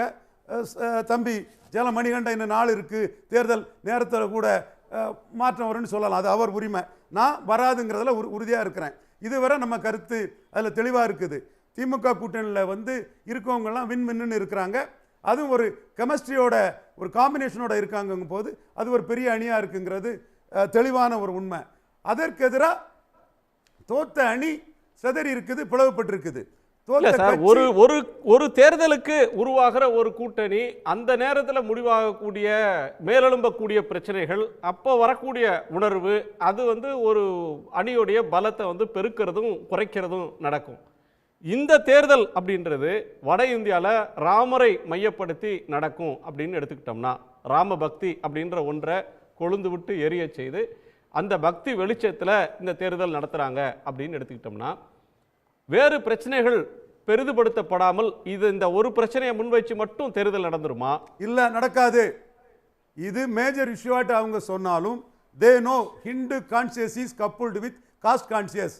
மோகன் யாதவை மத்திய பிரதேசில் ஒரு அன்அசூமிங் பர்சனை சீஃப் மினிஸ்டர் ஆகியிருக்காங்கன்னாலும், சத்தீஸ்கரில் ஒரு ட்ரைபலை சீஃப் மினிஸ்டர் ஆகிருக்காங்கனாலும் very well they know Hindu conscious. Rajasthan விட்டுட்டீங்களா? Hindu consciousness coupled with caste கான்சியஸ்ங்கிறதுனால சோஷியல் இன்ஜினியரிங்கும் அவங்க அதுக்குள்ளே இருக்குது. அது மட்டும் இல்லை, பெனிஃபிஷரிஸை கன்சால்டேட் பண்ணக்கூடியதும் இருக்குது, நேஷனலிசம் இருக்குது. உலக அளவில் இந்தியாவை எவ்வளவு பெருசாக ஊதி பெருக்கினாலும், எவ்வளவு முக்கியத்துவம் கொடுத்து பிரம்மாண்டத்தை கூட்டினாலும், இந்த ஒரு விஷயம் மட்டும் ஓட்ட தந்துராது. இதற்கு மாறாக மீதி விஷயங்களையும் கூடவே சேர்ந்து பண்ண வேண்டிய இடத்துல பிஜேபி இருக்குது. அது வட இந்தியாவிலே அப்படி இருக்குன்னா, தென்னிந்தியாவில் அதிமுக சார்பில் திரு ஜெயக்குமார் அவர்கள் பேசக்கூடிய கருத்து, அவங்க வளரவே இல்லை, அவங்க ஒன்றும் எங்களுக்கு போட்டி இல்லை, நாங்கள் வந்து ஓடாத காளைகளோடலாம் நாங்கள் மோதுறதில்லை, ஓடுற காளையோட தான் நாங்கள் மோதுவோம் அப்படின்லாம் பேசுறது பிஜேபியை அண்டர் எஸ்டிமேட் பண்ணுறாங்கன்னு திரு அர்ஜுனமூர்த்தி அவர்கள் சொல்கிறது மாதிரி பார்க்கணுமா, இல்லை அதுதான் கலை யதார்த்தம்னு நினச்சிக்கணுமா? சேலம் மணிகண்டன் அவர் கிளைமை வச்சார், அர்ஜுனமூர்த்தி அவருக்கு கிளைமை வச்சார். 2024 தேர்தல் முடிவுகள் தான் என்ன பொசிஷனுங்கிறத நமக்கு காட்டும். அந்த இடத்துல இன்னும் பிஜேபி அணி அமையலை. பிஜேபி அணி 2014 அமையும் போது அந்த அணிக்குள்ளே 3 கட்சிகள் முதல்வருங்கிற ரேஞ்சில் இருந்தாங்க. அன்புமணி ராமதாஸ் முதல்வர் வேட்பாளராக அடுத்து வந்த 16ஆம் ஆண்டு சட்டமன்ற தேர்தலில் நின்னார். பாஜக தமிழிசையும் சொல்லலை, ஹெச் ராஜாவும் சொல்லலை, ஆனால் அவங்க தனித்து நின்னாங்க. அந்த கூட்டணியில் இருந்த விஜயகாந்தும் ஒரு முதல்வர் வேட்பாளராக நின்னார். இப்போ இருக்கிறது வந்து மோடி பிரதமருங்கிற ஒரு அணியாக தான் இந்த அணி கட்டமைக்கப்படும். இதில் பொன்னார் தமிழிசை, இலகணேசன், சிபி ராதாகிருஷ்ணன் இவங்களை விட பவர்ஃபுல்லாக பிரசிடென்ட்டுங்கிறதையும் தாண்டி ஒரு லீடர் இமேஜில் வரக்கூடிய அண்ணாமலை ஒருத்தர் இருக்கிறார். அதற்காக அன்புமணி வந்து சிஎம் இதில் வந்து காம்ப்ரமைஸ் பண்ணி வரமாட்டார். அன்புமணியும் இந்த அணிக்கு வேணுங்கிற நிலைமையில தான் டெல்லி பாஜகவும் மோடி இருக்காங்கன்னு சொல்லும்போது, இது மக்களவை தேர்தல், யார் பிரதமருங்கிறதற்கான தேர்தல் தான். சட்டமன்ற தேர்தல் 2026 களம். அந்த களம் வந்து 24 என்ன ரிசல்ட் யார் யாருக்கு வருதுங்கிறத பொறுத்து எல்லாரும் இருப்பாங்களே தவிர, திமுக அணியில் ஸ்டாலின் முதல்வருங்கிறத ஏற்றுக்கொள்ளக்கூடிய வகையில் தான் தனித்து நின்ற கமலஹாசன் ஈரோடு கிழக்கு. அது அடுத்த தேர்தல் சார். அது முதலமைச்சர் வேட்பாளராக யாரெல்லாம் நிற்பாங்க, அண்ணாமலையை வந்து எடப்பாடி ஏற்றுக்கொள்வாரா, எடப்பாடி அண்ணாமலை ஏற்றுக்குவாரா, இவங்க 2 பேரையும் அன்புமணி ஏற்றுக்குவாரா, இந்த பாயிண்ட்லாம் வந்து அடுத்த சட்டமன்ற தேர்தலின் நேரத்தில் பேசுறது. இப்ப இருக்கக்கூடிய கல யதார்த்தம் என்ன? இன்னைக்கு வந்து அந்த DD சட்டமன்ற Next தினத்தந்தியோட ஆங்கில பத்திரிகையில் ஒரு கட்டுரை போட்டிருக்காங்க. ADMK வந்து ஒரு கூட்டணி அமைக்க முடியாமல் திணறுகிறது. உண்மை. ஒரு கூட்டணி முறிவுக்கு பிறகு எல்லா கட்சியும் தன் கதவை வந்து தட்டுவாங்க, நாடுவாங்க அப்படின்னு பார்த்தா அதுல பெரிய முன்னேற்றம் இல்லை. கட்சிகள் வந்து முடிவெடுக்க அஞ்சுகின்றன, போறதுக்கு அஞ்சுகின்றன. அதுக்கு வேற காரணம் சொல்றாங்க. ஜெகத் ரட்சகன் வீட்டில் நடந்த IT ரெய்டெல்லாம் பார்த்து பலர் அஞ்சுறாங்க அப்படின்னு சொல்றாங்க. அது ஒரு பார்ட். அதே நேரத்தில் பிஜேபியோடையும் நாங்கள் வர்றோம் அப்படின்னு சொல்லி வலிமையாக யாரும் போய் சேர்ந்துடலையே. மோடி தான் பிரதமர் வேட்பாளர், மோடி பிரதமர் வேட்பாளர்னு முன்னிறுத்தி தான் மொத்த கூட்டணி NDA இருந்தது. ஆனால் இந்த பிளவுக்கு பிறகு, கூட்டணி முறிவுக்கு பிறகு அண்ணாமலையினால் ஓட்டு வந்துடும், இந்த காம்பினேஷனால் பெருசாக வந்துடும் சொல்லி அந்த அணியிலும் யாரும் பெருசாக சேரலையே சார். நிச்சயமா அவங்க யாருக்குமே சீட் கன்வெர்ட் பண்ணி கொடுப்பாங்கங்கிற கேரண்டி இல்லை. எடப்பாடி பழனிசாமி சீட் கன்வெர்ட் பண்ணக்கூடிய ஒரு தலைவராக இல்லாதனால தான் அவருக்கு சமாதானம் பண்ண அருண் ஜெட்லியையோ ஜார்ஜ் பெர்னாண்டஸையோ அவங்க அனுப்பலை.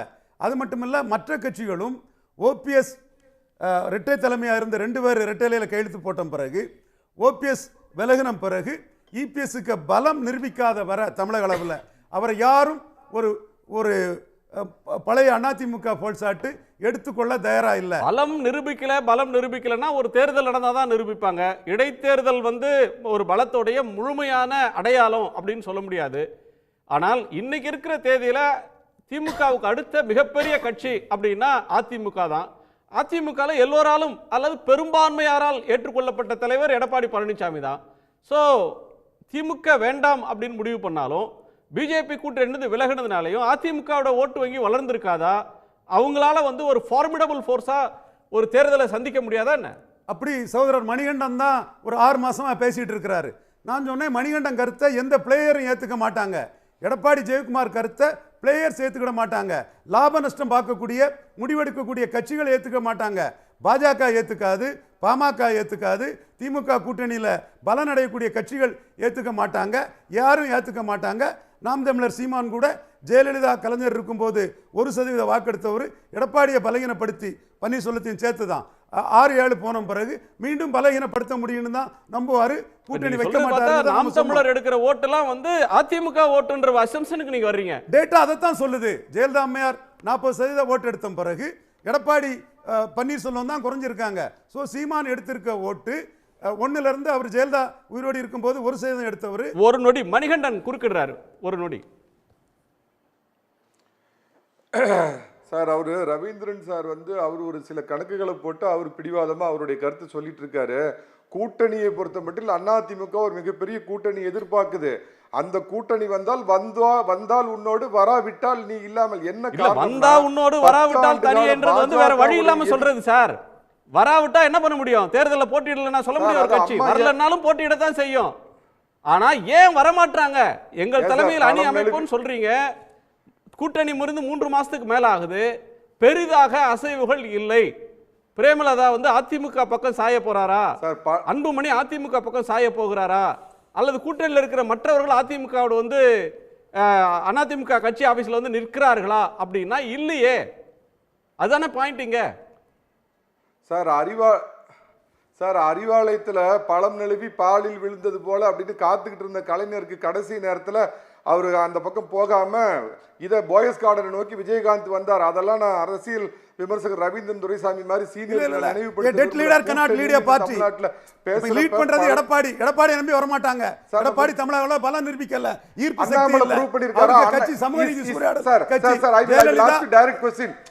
ஜெயலலிதா அன்னைக்கு இருந்த பலம் என்ன கேட்கிறேன்னா சார், நான் சார் எடப்பாடி நம்பி வர மாட்டாங்க. அண்ணாமலை ப்ரூவ் பண்ணிருக்காரா? அண்ணாமலை வந்ததுக்கு அப்புறம் நீங்க அரசியல் விமர்சகர் தான் பாஜக கட்சி வளர்ச்சி அதிமுக மதிக்கல. அதிமுக செய்தி தொடர்பாளர் கூட மதிக்கல. உங்களை ஒரு கூட்டணி கட்சியா மதிப்பாரு. தாராளமா நீங்க கூட்டணி கட்சி வச்சுக்கலாம். தாராளமா மணிகண்டன் கூட்டணி வச்சுக்கலாம். மணிகண்டன் கூட்டணி கட்சி தான். ரவீந்திரன் சார் அதிமுக காரர் அல்ல. ரவீந்திரன் சார், நான் உங்களுக்கு ஒரு நான் ஒண்ணு என்ன பேச விடுங்களேன். என் கருத்து உங்களுக்கு பிரச்சனையா நான் பிரச்சனையா? என்ன பண்ணிருக்காரு? அண்ணாமலைக்கு ஓட்டு போடுவாங்க, அண்ணாமலை தலைமையில ஒரு பெரிய வலுவான அணி அமையும் அப்படின்னு நீங்க ஆருடம் கூறிட்டு ஜோதிடம் சொல்லிட்டு இருக்கிறீங்களா? அண்ணாமலை எதுல சார் தன்னுடைய தனித்துவமான லீடர்ஷிப் இது வரைக்கும் ப்ரூவன் பண்ணிருக்கார்? மீடியாவை நான் சொல்ற மாதிரி சோசியல் மீடியாவை தவிர எதுல அவர் ப்ரூவ் பண்ணிருக்காரு நீங்க சொல்லுங்க. எடப்பாடி பழனிசாமி 89 எப்படி அம்மாவுக்கு ஒரு சோதனை வந்ததுக்கு அப்புறம் திரும்ப 91 ஜெயிச்சாங்களோ அந்த மாதிரி வர பாராளுமன்ற தேர்தலில் ஜெயிப்பார். கூட்டணி கலைஞர் எதிர்பார்த்தார் விஜயகாந்த் வருவார்னு, விஜயகாந்த் வரலன்னு கலைஞர் நிக்காம விட்டாரா? அன்னைக்கு கலைஞர் எடுத்து நிக்கலையா? அந்த மாதிரி எடப்பாடி பழனிசாமி அவரோட ப்ரூவ் பண்ணுவார். அவருக்கு ஒரு ஆசிட் டெஸ்ட் நான் ஏத்துக்கிறேன். 2024 பாராளுமன்ற தேர்தல் எடப்பாடி பழனிசாமிக்கு ஒரு ஆசிட் டெஸ்ட் அவர் நிரூபிப்பார். நிரூபிக்கிறதுக்கு முன்னாடியே அவர் நிரூபிக்கப்படாத தலைவர் அண்ணாமலை நிரூபிக்கப்பட்ட லீடரா? அதுக்கு பதில் சொல்லுங்க. மணிகண்டன், ஜெயலலிதா அம்மையார் உயிரோடு இருக்கும்போது 1.1% வாக்கை தான் அதிமுக மீறி சீமானால எடுக்க முடிஞ்சது. அதே சீமானால எடப்பாடி பழனிசாமிக்கு ஈர்ப்பு சக்தி இல்லாததுனால நியர்லி 7% ஓட்ஸை வந்து எடப்பாடி பழனிசாமியை பலகீனப்படுத்தி எடுத்திருக்கிறாரு. அவர் கூட இன்னும் அடுத்தால ஈர்ப்பு சக்தி இல்லாத எடப்பாடி பழனிசாமியை, ஜெயலலிதா மாதிரி ஒரு காஸ்ட் நியூட்ரலா இல்லாத எடப்பாடி பழனிசாமியை பலகீனப்படுத்த முடியும்னு நம்பி தான் தன் பொதுக்குழுவில் பேசுறாரு. நாலா போயிட்டு அதிமுகன்னு தான் அன்புமணி ராமதாஸ் பேசுறாரு. அண்ணாமலை எப்படி சொல்றீங்க? தமிழிசை ஜெயலலிதாவுக்கு ஈக்குவலா பேசல. காஸ்ட் நியூட்ரல் இல்லன்னு எப்படி சொல்றீங்க? தமிழிசை ஜெயலலிதாவுக்கு ஈக்குவலா பேசல. அண்ணாமலை எடப்பாடிக்கு ஈக்குவலா பேசுறாரு. ஆதரிச்சு பேசுறடா, அவர் சாதி சேர்ந்தவன் இல்ல. நீங்க எடப்பாடி பழனிசாமி காஸ்ட் நியூட்ரல் இல்லன்னு எப்படி சொல்றீங்க?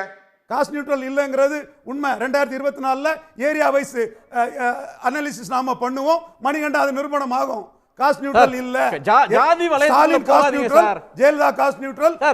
ஓட்டு எல்லாமே ஜாதிக்கு அடிப்படையா வைத்தே எல்லாரும் தமிழ்நாட்டுல ஓட்டு போறது இல்ல. அது அந்த வளையத்துக்குள்ள போகாதீங்க. அதை தாண்டி லார்ஜர் இஷ்யூஸ் பேசுவதற்கு நிறைய இருக்கு. எம்ஜிஆர் காஸ்ட் நியூட்ரல் தான். நாம என்ன சொல்றோம்னா ஒரு இடைவேளைக்கு பிறகு நம்ம பேசிடலாம். ஒரு இடைவேளைக்கு பிறகு பேசலாம். ஓடாத சாலைகளோடு நாங்கள் மோதுவதில்லைன்னு பிஜேபியை அதிமுகவுடைய முன்னாள் அமைச்சர் திரு ஜெயக்குமார் விமர்சனம் செய்திருப்பது எதை காட்டுகிறது அப்படின்னு நேயர்கள் முன்னாடி ஒரு கேள்வி நாம முன்வைத்திருக்கிறோம்.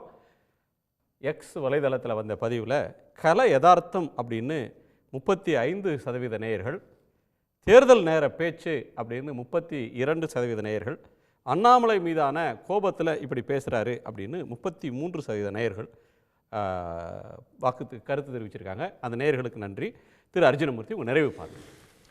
இப்போங்க 2-3 பாயிண்ட்ஸை கிளாஸிஃபை பண்ணுவோம். ஃபஸ்ட்டு ராமர் இஷ்யூ பற்றி பேசணும், ராமர் கோயில் பிரதிஷ்டை பற்றி பேசணும். இப்போ தமிழ்நாட்டில் 84,000 வீட்டுக்கு போகிறோம். 84,000 வீட்டில் போய் நாங்கள் நோட்டீஸ் கொடுத்து, இன்விடேஷன் கொடுத்து, அச்சதை கொடுக்குறோம். அது வேணும் எல்லாமே படம் கொடுக்குறோம், ராமர் கோயிலோட படம் கொடுக்குறோம், எல்லாம் கொடுக்குறோம். இது கிட்டத்தட்ட 1,60,00,000 பேருக்கு இது ரீச் ஆகுது. தமிழ்நாட்டில் 1,60,00,000 பேரை போய் இதுவே ரீச் ஆகுது. இப்போ நாங்கள் தமிழ்நாட்டிலேருந்து 35 ட்ரெயின் விடுறோம். ஒவ்வொரு ட்ரெயின்லையும் 1,500 பேரை கூட்டிகிட்டு போக வேண்டிய அமைப்பு பண்ணியிருக்கோம். இப்போ 23-24 எல்லா ட்ரெயினும் ஒன்று புறப்பட்டு போகும். இப்போ எப்படி காசி யாத்திரை நடந்ததோ அதே மாதிரி இப்போ அயோத்திக்கும் ஒரு யாத்திரையாக 1,500 ட்ரெயின் ஆல் இண்டியா பக்தர்கள் அவங்க பணம் போட்டு வருவாங்களா இல்லை பிஜேபி ஸ்பான்சர்? பிஜேபி வந்து அங்கே இருக்க செலவு அங்கே இருக்க இதெல்லாம் பண்ணிக்குவாங்க. ட்ரெயின் டிக்கெட் மட்டும் ஓரளவுக்கு ரீசனபிள் ப்ரைஸில் அவங்களுக்கு கொடுப்பாங்க. ட்ரெயின் டிக்கெட் மட்டும் ஒரு ரீசனபிள் ப்ரைஸ் அந்தந்த ஸ்டேஜிங் பொறுத்து அதுக்குள்ளான காஸ்ட் மட்டும் எடுத்துக்குவாங்க. மற்றபடி எங்கள் நிர்வாகிகள் எல்லா இடத்துலையும் போய் அவங்களுக்கு வேணுங்கிற சப்போர்ட்லாம் கொடுப்போம். வீடு வீடாக ராமர் கோயில் வீடு வீடாக ராமர் இன்விடேஷன் இப்போ கொடுத்துருக்கோம். அதுமாதிரி பெரிய விஐபிக்கு தமிழ்நாட்டில் 56 விஐபி குடும்பத்துக்கு கொடுத்து 110 பேருக்கு மேலே கொடுத்துருக்கோம். மொத்தம் 3000 சாதுக்கள் சேர்ந்துக்கிறாங்க. 3000 த்ரூ அவுட் இந்தியாவில் விஐபிஸ் போய் சேர்றாங்க. மொத்தம் 6,000 பேர் இருக்காங்க. பல அடுக்கு செக்யூரிட்டி அங்கே கிரியேட் இருக்குது. ஸோ இது வந்து ராமர் கோயிலை பொறுத்த வரைக்கும் அவரோட கடமை என்னவோ, அவர் என்ன கமிட் பண்ணாரோ அதை ஹானர் பண்ண வேண்டிய முயற்சி அதை திறம்பட செஞ்சு முடிச்சுட்டாங்க. அது ஒரு சப்ஜெக்ட். அப்புறம் இது வந்து ஒரு அண்ணன் ஜெயக்குமார் அண்ணன் சொல்கிறதுக்கெலாம் நம்ம வந்து இப்போ அவசரப்பட்டு பதில் சொல்ல வேண்டாம். என்ன காரணம்னா ஆக்சுவலாக அண்ணன் வந்து கொஞ்சம் அப்சல்யூட் ஆகியிருக்கார், பொலிட்டிக்கலாகவே அப்சல்யூட் ஆகியிருக்காங்க. ஏன்னா இன்றைக்கி கள நிலவரம் பார்த்திங்கன்னா இன்றைக்கி யூத்தோட அட்ராக்ஷன் வந்து அவர் மாநிலத்தில் அண்ணாமலை மேலே ஜாஸ்தியாக இருக்குது. அதை உணரவே இல்லை இவங்க. இன்னும் அதை உணர்ந்துக்காமல் அதோட டேட்டா எடுக்கணும். இவங்க ஒரு அனாலிட்டிக்ஸ் பண்ணி பார்க்கணும். இப்போ ஏடிஎம்கே என்ன பழைய காலாவதியான சிந்தனையில் இருக்காங்கன்றீங்க. அது கொஞ்சம் அப்சல்யூட் தானே. என்ன காரணம் போன சிந்தனை என்ன காரணம்னா இவங்களோட சிந்தனையில் எல்லாம் பழமை ஒரு கேட்ச் மெமரியில் தான் எல்லாரும் பேசிக்கிட்டு இருக்காங்க. பழைய மெமரி இருக்குது, நிறைய ஃபீல்டு இருக்குது. அந்த ஃபீல்டு மெமரிலேருந்து பேசுகிறார். இப்போ கலைஞரும் 40% யூத் இருக்காங்க. 40% யூத்தை அட்ராக்ட் பண்ணுறதுக்கு எல்லாருமே போட்டி போடுறாங்க. அதில் டெஃபினட்டாக அவரோட அண்ணாமலையோட ஓட்டம் வந்து மிகப்பெரிய 40% யூத்தில் டிஎம்கே ஃபேமிலி யூத் இருக்க மாட்டாங்களா? அதான் நான் சொல்கிறேன். எல்லாருமே கம்யூனிஸ்ட் ஃபேமிலி இருக்க மாட்டாங்களா? ஏடிஎம்கே இருக்க மாட்டாங்களா? நாம் தமிழர் அதுக்கு முயற்சி பண்ண நான் மாட்டாங்க, தான் சீமான் சொன்னேன், முயற்சி பண்ண எல்லாரும் மாட்டாரா? போட்டி- நடிகர் விஜய் ஒரு பக்கம் முயற்சி பண்ண மாட்டாரா? இது எல்லாருக்கும் தானே இல்ல போகும். இப்போ என்னன்னா இவரை பொறுத்த வரைக்கும் தன்னை ஒரு போலீஸ்காரங்கிற பிம்பத்தை தகர்த்து எறிஞ்சு தன்னை ஒரு மிகப்பெரிய அரசியல்வாதி பிம்பத்துக்குள்ள நுழைஞ்சிட்டாரு. இந்த டிரான்ஸ்ஃபர்மேஷன் இந்த 2.5 இயர்ஸ்ல நடந்துருச்சு. இந்த எண் மக்கள்லேருந்து என்ன ஆச்சுன்னா, அப்படி ஒரு பேர் தமிழ்நாட்டுல எல்லா கடைக்கோடியில இருக்கிற ஒரு கிராமத்துல இருக்கிற சாதாரண பெண்மணிக்கு தெரியுமா? கண்டிப்பா இப்போ வந்து அண்ணாமலைனா யாருன்னு எல்லாருக்கும் தெரியும், மெஜாரிட்டி பீப்புளுக்கு தெரியும். அடுத்த பாயிண்ட் இருக்கா? அதில் வந்து நான் என்ன சொல்கிறேன்னா, அந்த பாட்டம் ஆஃப் த பிரமிட் இப்போ வந்து ஏடிஎம்கேயோட மிகப்பெரிய வெற்றி என்னென்னா, பாட்டம் ஆஃப் பிரமிட் அந்த 18% பீப்புள்கிட்ட அவங்க என்றைக்குமே ரீச் ஆயிருக்காங்க. ஏழை எளிய மக்கள், ஏழை எளிய மாசுக்கிட்ட அது எம்ஜிஆர் கொடுத்த வரம், அது எம்ஜிஆர் செஞ்ச வரம். இப்போ ஜென்ரலாக எம்ஜிஆரை பார்க்குறோம் எல்லாருமே மோதியோடு ஒப்பிடும்போது மோதி எம்ஜிஆருங்கிற ஒன்றுங்கிற அளவுக்கு வந்துட்டாங்க சிந்தனையில். அந்த பாட்டம் ஆஃப் த பிரமிடே வந்து மிகப்பெரிய அளவில் இப்போ பிஜேபிக்கு வந்துருங்கிறதான் எங்களோட கணிப்பு. நன்றி. திரு மணிகண்டன், நிறைவு பார்வை. சார், மரியாதைக்குரிய ரவீந்திரன் துரைசாமி சார் சொன்னதுக்கு மட்டும் ஒரு நேரடி கேள்வி வைக்கிறேன். தமிழகத்தின் முதலமைச்சராக இருந்த கலைஞராகட்டும், புரட்சி தலைவராகட்டும், புரட்சி தலைவியாகட்டும், இன்னைக்கு முதலமைச்சராக இருக்கிற ஸ்டாலின் ஆகட்டும், இவங்க எல்லாருமே ஒரு மைனாரிட்டி சமுதாயத்தை சேர்ந்தவர்கள். அதை நான் ஏற்றுக்கிறேன். அதே சமயத்தில் தமிழகத்தின் மிகப்பெரிய சமுதாயமாக இருக்கிற நாடார் சமுதாயத்திலிருந்து காமராஜர் முதலமைச்சராக வந்தார். அப்போ அவர் காஸ்ட் நியூட்ரல் தமிழக மக்கள் பார்த்தாங்களா? எல்லா தலைவர்களும் ஒரு கட்சியினுடைய தலைவர்களாக மிகப்பெரிய தலைவர்களாக உருவெடுக்கக்கூடியவர்கள் காஸ்ட் நியூட்ரலாக பார்த்ததுனால தான் அந்த நிலைமைக்கு வந்திருக்காங்கிறது தயவு செஞ்சு அவருக்கு நினைவுறுத்த விரும்புகிறேன். தமிழ்நாட்டில் ஒரு காலத்தில் ஹிந்தி எதிர்ப்பு, ஈழ எதிர்ப்புலாம் ஒரு பேசும் பொருளாக வச்சு தேர்தலை சந்திச்சாங்க. அது பலன் கொடுத்துச்சா கொடுக்கலையா அப்படிங்கிறது மக்கள் அதுக்கு விடை கொடுத்த மாதிரி தான் ராமர் கோயில் விஷயம் வந்து பாஜகவிற்கு பலன் கொடுக்குமா கொடுக்காதா அப்படிங்கிறது தெரிய வரும் சார். 1989 அன்றைய பிரதமர் ராஜீவ்காந்தி வந்து 32 முறை தமிழ்நாட்டுக்கு விஜயம் பண்ணார் தன்னுடைய காங்கிரஸ் கட்சியை வளர்த்துறதுக்கு. அந்த மாதிரி மோடி வரார். அது பலன் தருமா தராதா அப்படிங்கிறது தெரியாது. மோடியும் வேண்டாம், கார்கே டாடியும் வேண்டாம். மத்திய அரசுக்கு எதிரான 10 ஆண்டு எதிர்ப்பு ஓட்டும், மாநில அரசுக்கு எதிரான இந்த திராவிட மாடல் சுனாமி எதிர்ப்பு 3 வருட ஓட்டும் அதிமுக கிடைக்க போகிறது. அதிமுக மிகப்பெரிய வெற்றி அடைய போகிறது. நன்றி. நன்றி. திரு அமுதரசன். 84,000 சொச்சம் தான் பத்திரிக்கை கொடுத்துருக்காங்க, ராமர் கோயில் பத்திரிக்கை. அது வந்து அதோட நிறுத்திடக்கூடாது. 8 கோடி தமிழ் மக்கள்னு சொல்கிறாங்க தோராயமாக. அவங்க எல்லாருக்குமே கொடுக்கணும். யாரும் தமிழ்நாட்டில் கடவுள் மறுப்பாளர்களாக இருந்தாலும் நீங்கள் வீட்டில் போய் கொடுத்தா யாரும் வாங்கி தூக்கி போட போகிறது கிடையாது, பார்ப்பாங்க.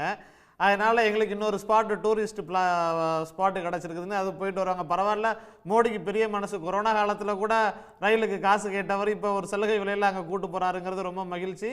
அத்திவரதர் காஞ்சிபுரத்தில் இருந்த போதும் இதே மாதிரி தான் பாஜக சொன்னிச்சு, ஆகா பார்த்தீங்களா இத்தனை கோடி பேர் எல்லாம் வந்துட்டாங்க அப்படின்னு சொல்லிட்டு. அதுக்கப்புறம் எத்தனையோ தேர்தல்கள்லாம் நடந்து முடிஞ்சிருச்சு, அதெல்லாம் நம்ம பார்த்துக்கிட்டு தான் இருந்தோம். அதனால வந்து இங்கே தமிழ்நாட்டை பொறுத்த வரைக்கும் நீங்கள் ராமர் கோயில் இன்னும் வந்து பெரிய பெரிய இந்த லைட்டுகள், லேசர் லைட்டெல்லாம் வச்சு இங்கே பெரிய பிரம்மாண்டத்தை தமிழ்நாட்டில் ஒவ்வொரு வீட்டு வாசலில் காட்டினாலும் பார்த்து கை தட்டிட்டு, தமிழ்நாட்டு மக்கள் அரசியல் வேறு, மதம் வேறு, இவங்க பண்ணக்கூடிய மத அரசியல் வேறு அப்படிங்கிற புரிதல் உள்ளவர்கள். அதே போல் நம்ம பேசிகிட்டு இருக்கும் பொழுது மிகப்பெரிய போர்ஷனாக அதிமுகவோட ஏன் சேர மாட்டேங்கிறாங்க, பாஜகவோட ஏன் சேர மாட்டேங்கிறாங்க அப்படின்னு. பாஜகவும் அதிமுகவுக்கு ஆதரவு 2 பேரும் அவ்வளோ தூரம் அடிச்சுக்கிட்டாங்க. பாஜக பாருங்க அமைதியாக பார்த்துக்கிட்டு இருந்தார். அவங்களுக்கு என்ன நோக்கம் அப்படின்னு சொன்னால், பாஜகவை பொறுத்த வரைக்கும் இது பீச்சு குதிரை மாதிரி அதிமுக எப்படியும் அவங்க எல்லையை தொட்டுட்டு மறுபடியும் தேர்தல் நேரத்தில் வந்து நம்மளோட சேர்ந்துக்கும் அப்படின்னு நினச்சிட்டு இருக்கிறாங்க. அதனால தான் அவங்க மனசு புண்பட்டுடக்கூடாது அப்படிங்கிறதுக்காக திரு பழனிசாமி அவர்களும் எந்த இடத்துலையும் பேசுறது கிடையாது, பாஜக தலைவர்களும் எந்த இடத்துலையும் பேசுறது கிடையாது. அதனால அந்த ஒரு அவநம்பிக்கை தான் எடப்பாடி பழனிசாமி மேலேயும் அதிமுக மேலேயும் இப்ப மோடியும் எம்ஜிஆரும் ஒண்ணுன்னு சொல்றாங்கல்ல, அடங்காத குதிரைன்னு மணிகண்டன் சொல்றாரு, நீங்க பீச் குதிரைன்னு சுருக்குறீங்க. அதுதான் மக்களுடைய பார்வை, கூட்டணி கட்சிகள் அந்த மற்ற அமைப்புகளுடைய பார்வை அதுவா தான் இருக்குது. எம்ஜிஆரும் மோடியும் ஒன்று அப்படிங்கிறத மற்றவர்கள் எல்லாம் நம்ப ஆரம்பிச்சிட்டாங்க. இட் மீன்ஸ் பிஜேபியும் அதிமுகவும் ஒன்று. இப்போ சும்மா பேசுறாங்க, தேர்தல் நெருங்கி வரட்டும், அதுக்கப்புறம் இங்க எல்லாமே எங்க போயிட போறாரு, நம்மால தான் திரு பழனிசாமி அப்படிங்கிற நம்பிக்கையில தான் பாஜகவும் இருந்துட்டு இருக்குது. இந்த நம்பிக்கை தான் அவர்களோட சேர விடாமல் இருக்குது. அதை உறுதிப்படுத்தக்கூடிய வகையில் தான் திரு பழனிசாமி அவர்களும் எந்த இடத்துலையும் கடிந்து பேசுகிறதே கிடையாது. திரு டி ஜெயக்குமார் அவர்கள் பேசுறாரு, ஓடாத காலை படுத்திருக்கிற காலைன்னு சொல்றாரு. அந்த வார்த்தையை திரு எடப்பாடி பழனிசாமி ஏதாவது ஒரு இடத்துல இத்தனை மாத காலத்தில் எங்கேயாவது உதிர்த்திருந்தார் அப்படின்னா, ஓ பரவாயில்ல பழனிசாமி அவர்களே பேசிட்டாரு பாரு, அவருக்கு கோபம் வந்துருச்சு அப்படின்னு யோசிப்பாங்க. எந்த இடத்துலையுமே பழனிசாமியும் பேசல, அதிமுகவினுடைய தலைமை பேசாம ஜெயக்குமார் விட்டு பேசுறது, முன்சாமியை விட்டு பேசுறதுங்கும் பொழுது அப்போ வந்து தேர்தல் நேரத்தில் அப்போ இருப்பா லிமிட் தாண்டினோன்னு மறுபடியும் குதிரை இங்கே தான் நம்ம கிட்ட தான் சரண்டர் ஆகும் அப்படின்னு பாஜக நம்புது, அதிமுக அந்த மாதிரி நடந்துக்குது. ஆகையனால இதுதான் நாங்கள் தொடர்ந்து இந்த உறவு அப்படிங்கறத நம்ம சொல்லிட்டு இருக்கோம். நன்றி. நன்றி. திரு ரவீந்திரன் சுருக்கமா. அதாவது 2014ஆம் ஆண்டு கோவை மக்களவை தொகுதியில் சகோதரர் சிபி ராதாகிருஷ்ணன் எடுத்த வாக்களை 19 அவர் எடுக்க முடியலை. அதே மாதிரி 2014ஆம் ஆண்டு அன்புமணி ராமதாஸ் தர்மபுரியில் எடுத்த வாக்களை 19 எடுக்க முடியல. பெரிய பெரிய சக்திகள் கூட்டணிக்கு வந்தும் வாக்கு வீதம் குறைஞ்சி போச்சு. இதுதான் இன்னைக்கு எடப்பாடி பழனிசாமி தலைமையிலான அதிமுகவில் யாரும் கூட்டணிக்கு போகாமல் இருக்க காரணம் இந்த ரிசல்ட் கம்பாரிசன் தான். குறிப்பாக இதை பூத் வைஸ் அனலைஸ் பண்ணி இதில் லாபம் இல்லைன்னு எஸ்டாப்ளிஷ் பண்ணது அண்ணாமலை ஒன்று. ரெண்டாவது, ஈரோடு கிழக்கு ரிசல்ட்டை பற்றி சகோதரர் மணிகண்டன் ரொம்ப பெருமையாக புகழ்ந்து சொன்னார். இதுலேயும் இது ஜெயலலிதா அம்மையார் இடைத்தேர்தலில் தோக்குறது மாதிரியா அல்லது வைகோ அண்ணன் பெருந்துறையில் தோத்தது மாதிரியாங்கிறது 2024 தான் தெரியும். நான் மதிமுக பெருந்துறையில் 2வது வந்த மாதிரி தான் ஈரோடு கிழக்கில் எடப்பாடிக்கு பெர்ஃபார்மன்ஸுங்கிறது என்னோட கருத்து. மணிகண்டன் கருத்து அதில் மாறுபடுறாரு. உண்மை என்னங்கிறது 2024 தேர்தல் முடிவில் தெரியும். தேர்தல் முடிவு வரை பொறுத்து இருக்கும். ஆனால் அரசியல் கட்சிகள் எதுவும் இந்த டவுட் இருக்கனால எடப்பாடி பழனிசாமியை நம்பி சான்ஸ் எடுக்க தயாரில்லை. நன்றி. நன்றி திரு கார்த்திகேயன். அதாவது 2014லும் 2019லும் குஜராத் மாடல் சொல்லி வந்தப்பவும் நிராகரிக்கப்பட்ட மோடியும் 2019 கூட்டணியோடு பெரிய கூட்டணியோடு அதிமுக பாமக தேமுதிக எல்லாம் இருந்த போதும் ஒரு சீட்டு மட்டுமே வாங்கப்பட்ட மோடியையும் அதையெல்லாம் தாண்டி அண்ணாமலை 2.5 வருஷத்தில் மோடியால் இயலாததை மீட்டு கொடுத்து விடுவார் என்று பாஜக மோடியை தாண்டி அண்ணாமலை மீது அபரீத நம்பிக்கை வைத்திருக்கிறது அந்த கட்சியுடைய நிலையை காட்டுது. அவர்கள் இது எந்த அளவுக்கு கலை யதார்த்தம் என்பது மக்களுக்கு நன்றாகவே தெரியும். அது உண்மையிலேயே அந்த அளவிற்கு அண்ணாமலையால் வாங்கித்தர முடியும்னா இன்றளவிற்கும் பல முறை சான்ஸ் கிடைக்கிறப்பெல்லாம் எங்களுக்கு பாஜகவோட கூட்டணி இல்லைன்னு பேரளவுக்காவது திரு எடப்பாடி பழனிசாமி சொல்கிறார். இது வரைக்கும் ஆமாம் கூட்டணி முறிஞ்சிருச்சு என்று ஒப்புக்கொள்கிற நிலைக்கோ இல்லை ஆமாம் எங்களுக்கு கூட்டணி இல்லை அதிமுகவோடு என்று சொல்கிற நிலைக்கு பாஜக தேசிய தலைமை இல்லாமல் இருப்பதே உண்மையிலேயே அண்ணாமலை ஓட்டு வாங்கி தருவாரா, மோடிக்கு இங்கே ஓட்டு விடுமா இல்லையா, அவர்களால் வாங்க முடியுமா என்பதற்கு பதில் அதிலேயே இருக்குது. அதையும் தாண்டி இன்னொரு முக்கியமான விஷயம், அயோத்தியும் ஒரு விஷயம் இன்னொருத்தர் சொன்னார். அப்புறம் காஸ்ட் காம்பினேஷன் சொன்னார் திரு துரைசாமி. அப்போது எல்லாரும் வாக்குறுதி கொடுத்ததை அயோத்தியை கட்டி கொடுத்துட்டாரு, எல்லாம் கொடுக்குறாரு. 2.5 கோடி ஜாப் கூட தான் கொடுத்தாரு. வேளாண் விவசாயிகளுடைய ஒரு வருமானத்தை ரெட்டிப்பாக்குறேன்னு சொன்னார். அதெல்லாம் பற்றி பேசாமல் முடியாத நிலையில் வெறும் அயோத்தி பெரும்பான்மைவாதம் அதை மட்டுமே ஜாதியை மட்டுமே நம்பி அரசியல் செய்யக்கூடிய நிலையில்தான் இன்றைக்கி பாஜக தேசிய அளவில் இருக்குது. ஆரம்பத்தில் பேசும்போது சொன்னாங்க எதற்காக நீங்கள் மதம்னு சொல்கிறீங்க, கலைஞர் நாத்திகம் பேசவில்லையா, இல்லை மோடி இந்துத்துவவாதி தானே அப்படின்னு. அது பிரச்சனை கிடையாது, உங்களுடைய கொள்கை இருக்கிறது வேற, அது வேற. ஆனால் இன்னைக்கு லீவ் அனௌன்ஸ் பண்ணியிருக்கீங்களே, ராமர் கோயில் பிரதிஷ்டை நடக்கிற அன்னைக்கு ஜனவரி 22ஆம் தேதி ஒன்றிய அரசினுடைய அனைத்து ஊழியர்களும் ஹாஃப் டே லீவ் எடுத்துட்டு மதியத்துக்கு மேலே வீட்டுக்கு போய் அதை போய் பார்க்கலாம், இல்லை நேரில் பார்க்கலான்னு இந்தியா முழுக்கும் ஒன்றிய அரசினுடைய ஊழியர்கள் அரசு நிறுவன ஊழியர்களுக்கெல்லாம் லீவ் அனௌன்ஸ் பண்ணியிருக்கீங்களா? இது போல சிறுபான்மையின பண்டிகைக்கு அனௌன்ஸ் பண்ணியிருக்கீங்களா? இல்லை இதே போல் வேறு ஏதாவது சலுகைகள் அயோத்திக்கு போகிறதுக்கு கொடுக்கறது மாதிரி வேறு எதுக்காக போகிறதுக்கு கொடுக்குறீங்களா? தமிழ்நாடு அரசு ஹஜ்ஜு கொடுக்குது, ஜெருசலத்துக்கு போகிறதுக்கு சொல்லுது இல்லையா? அதே போல் ஒன்றிய அரசின் சார்பாக வேறு ஏதாவது சிறுபான்மையினர் பண்டிகைகளுக்கோ இல்லை அது சம்மந்தப்பட்ட விஷயங்களுக்கு ஏதாவது இருக்கா? இல்லை சிறுபான்மையினர் பாதிப்புகளுக்குள்ளானது போது பெரும்பான்மைவாதத்தால் அதை இப்போ என்னைக்காவது பிரதமர் குரல் கொடுத்துருக்காரா? அதனால தான் விமர்சனம் வைக்கிறோம் பிரதமர் மீது. ஒரு தலைப்பட்சமாக ஒரு மதம் சார்ந்து நடக்கிறது அரசியலமைப்பு சட்டத்துக்கு முரணாக இருக்குதுன்னு சொல்லி பேசுறதுக்கான காரணம் அதுதான். இது மக்கள் இங்கே தமிழகத்தில் நன்றாக புரிந்ததுனால தான் நீங்கள் தொடர்ந்து இங்கே பெரிய அளவுக்கு பிரச்சாரம் எடுக்கிறது இல்லை. இன்றைக்கும் அண்ணாமலை மோடி இல்லைன்னா இது மாதிரி பேசிகிட்டு இருக்கிறதோ இல்லை எடப்பாடியை கூட இன்னும் தோல்வியுற்று இருக்கக்கூடிய எடப்பாடியை கூட எதிர்க்க திராணி இல்லாமல் பாஜக இருப்பதற்கு காரணம் அவருடைய பலவீனம். ஆனாலும் இவர் ஒரு பக்கம் பாஜக அதிமுகவுக்கு சட்ட சிக்கல் இருக்குது, பாஜகவிற்கு வழி இல்லை. அவருடைய இயலாமையால் ஏதோ ஒரு விதத்தில் போஸ்ட்போன்லையோ ஏதோ ஒரு இடத்தில் அவர்கள் சேரக்கூடிய கட்டாயத்தில் இருக்காங்க. அதனால தான் 2 பேரும் அவர்களை ஒருவர் பேசிக்கொள்வதே இல்லை. விமர்சனம் கூட இப்போ கூட கேள்வி மாற்றி மாற்றி நீங்கள் கேட்குறீங்க. டிஜே குமாரை பற்றி நண்பர் திரு அர்ஜுனமூர்த்தி அவர்கள் ஒரு முறை கூட என்கேஜ் பண்ண மாட்டேன்றாரு. பாஜக தேசிய தலைமையை என்கேஜ் பண்ண முடியலையே. அப்போ இதுதான் நிலைமை. உடனே நீங்கள் திடீர்னு ஒரு ராமர் கோயிலை கூப்பிட்டு இவ்வளோ இன்விடேஷன் கொடுத்தேன், நாங்கள் விழா எடுக்கிறோன்னு சொல்வதனால எல்லாம் ஓட்டு போடுற போகிறது கிடையாது. அம்மையார் ஜெயலலிதா அவர்களே சுடுபட்டுக்கிட்டார் இல்லையா? மத மாற்ற தடை சட்டம் கொண்டு 2004 சுடுபட்டதுக்கு அப்புறம் அதுக்கப்புறம் பின்வாங்கலையா அதை? அப்போது அதுதான் தமிழகத்தினுடைய முதிர்ச்சியான அரசியல் நிலைமை. மக்கள் நன்றாக புரிஞ்சிருக்காங்க. இதெல்லாம் ஒரு அரசியல் முழக்கம். பாஜகவினோட மதசார்பற்ற அரசியலை அவர்கள் ஏற்க மாட்டார்கள். அதனால தான் வேறு வழி இல்லாமல் பாஜக இன்றளவும் கூட அதிமுகவை அனுசரித்து போகக்கூடிய நிலைமையில் மட்டுமே இருக்கக்கூடிய காரணம் அதுதான். நன்றி நன்றி நன்றி. ஏராளமான பார்வைகளை பகிர்ந்து உங்கள் அனைவருக்கும் நன்றி. மீண்டும் சந்திப்போம். இது கேள்விக்களம் மக்களின் மேடை. உடனுக்குடன் செய்திகளை தெரிந்து கொள்ள சன் நியூஸ் பெல் ஐகானை கிளிக் பண்ணுங்க.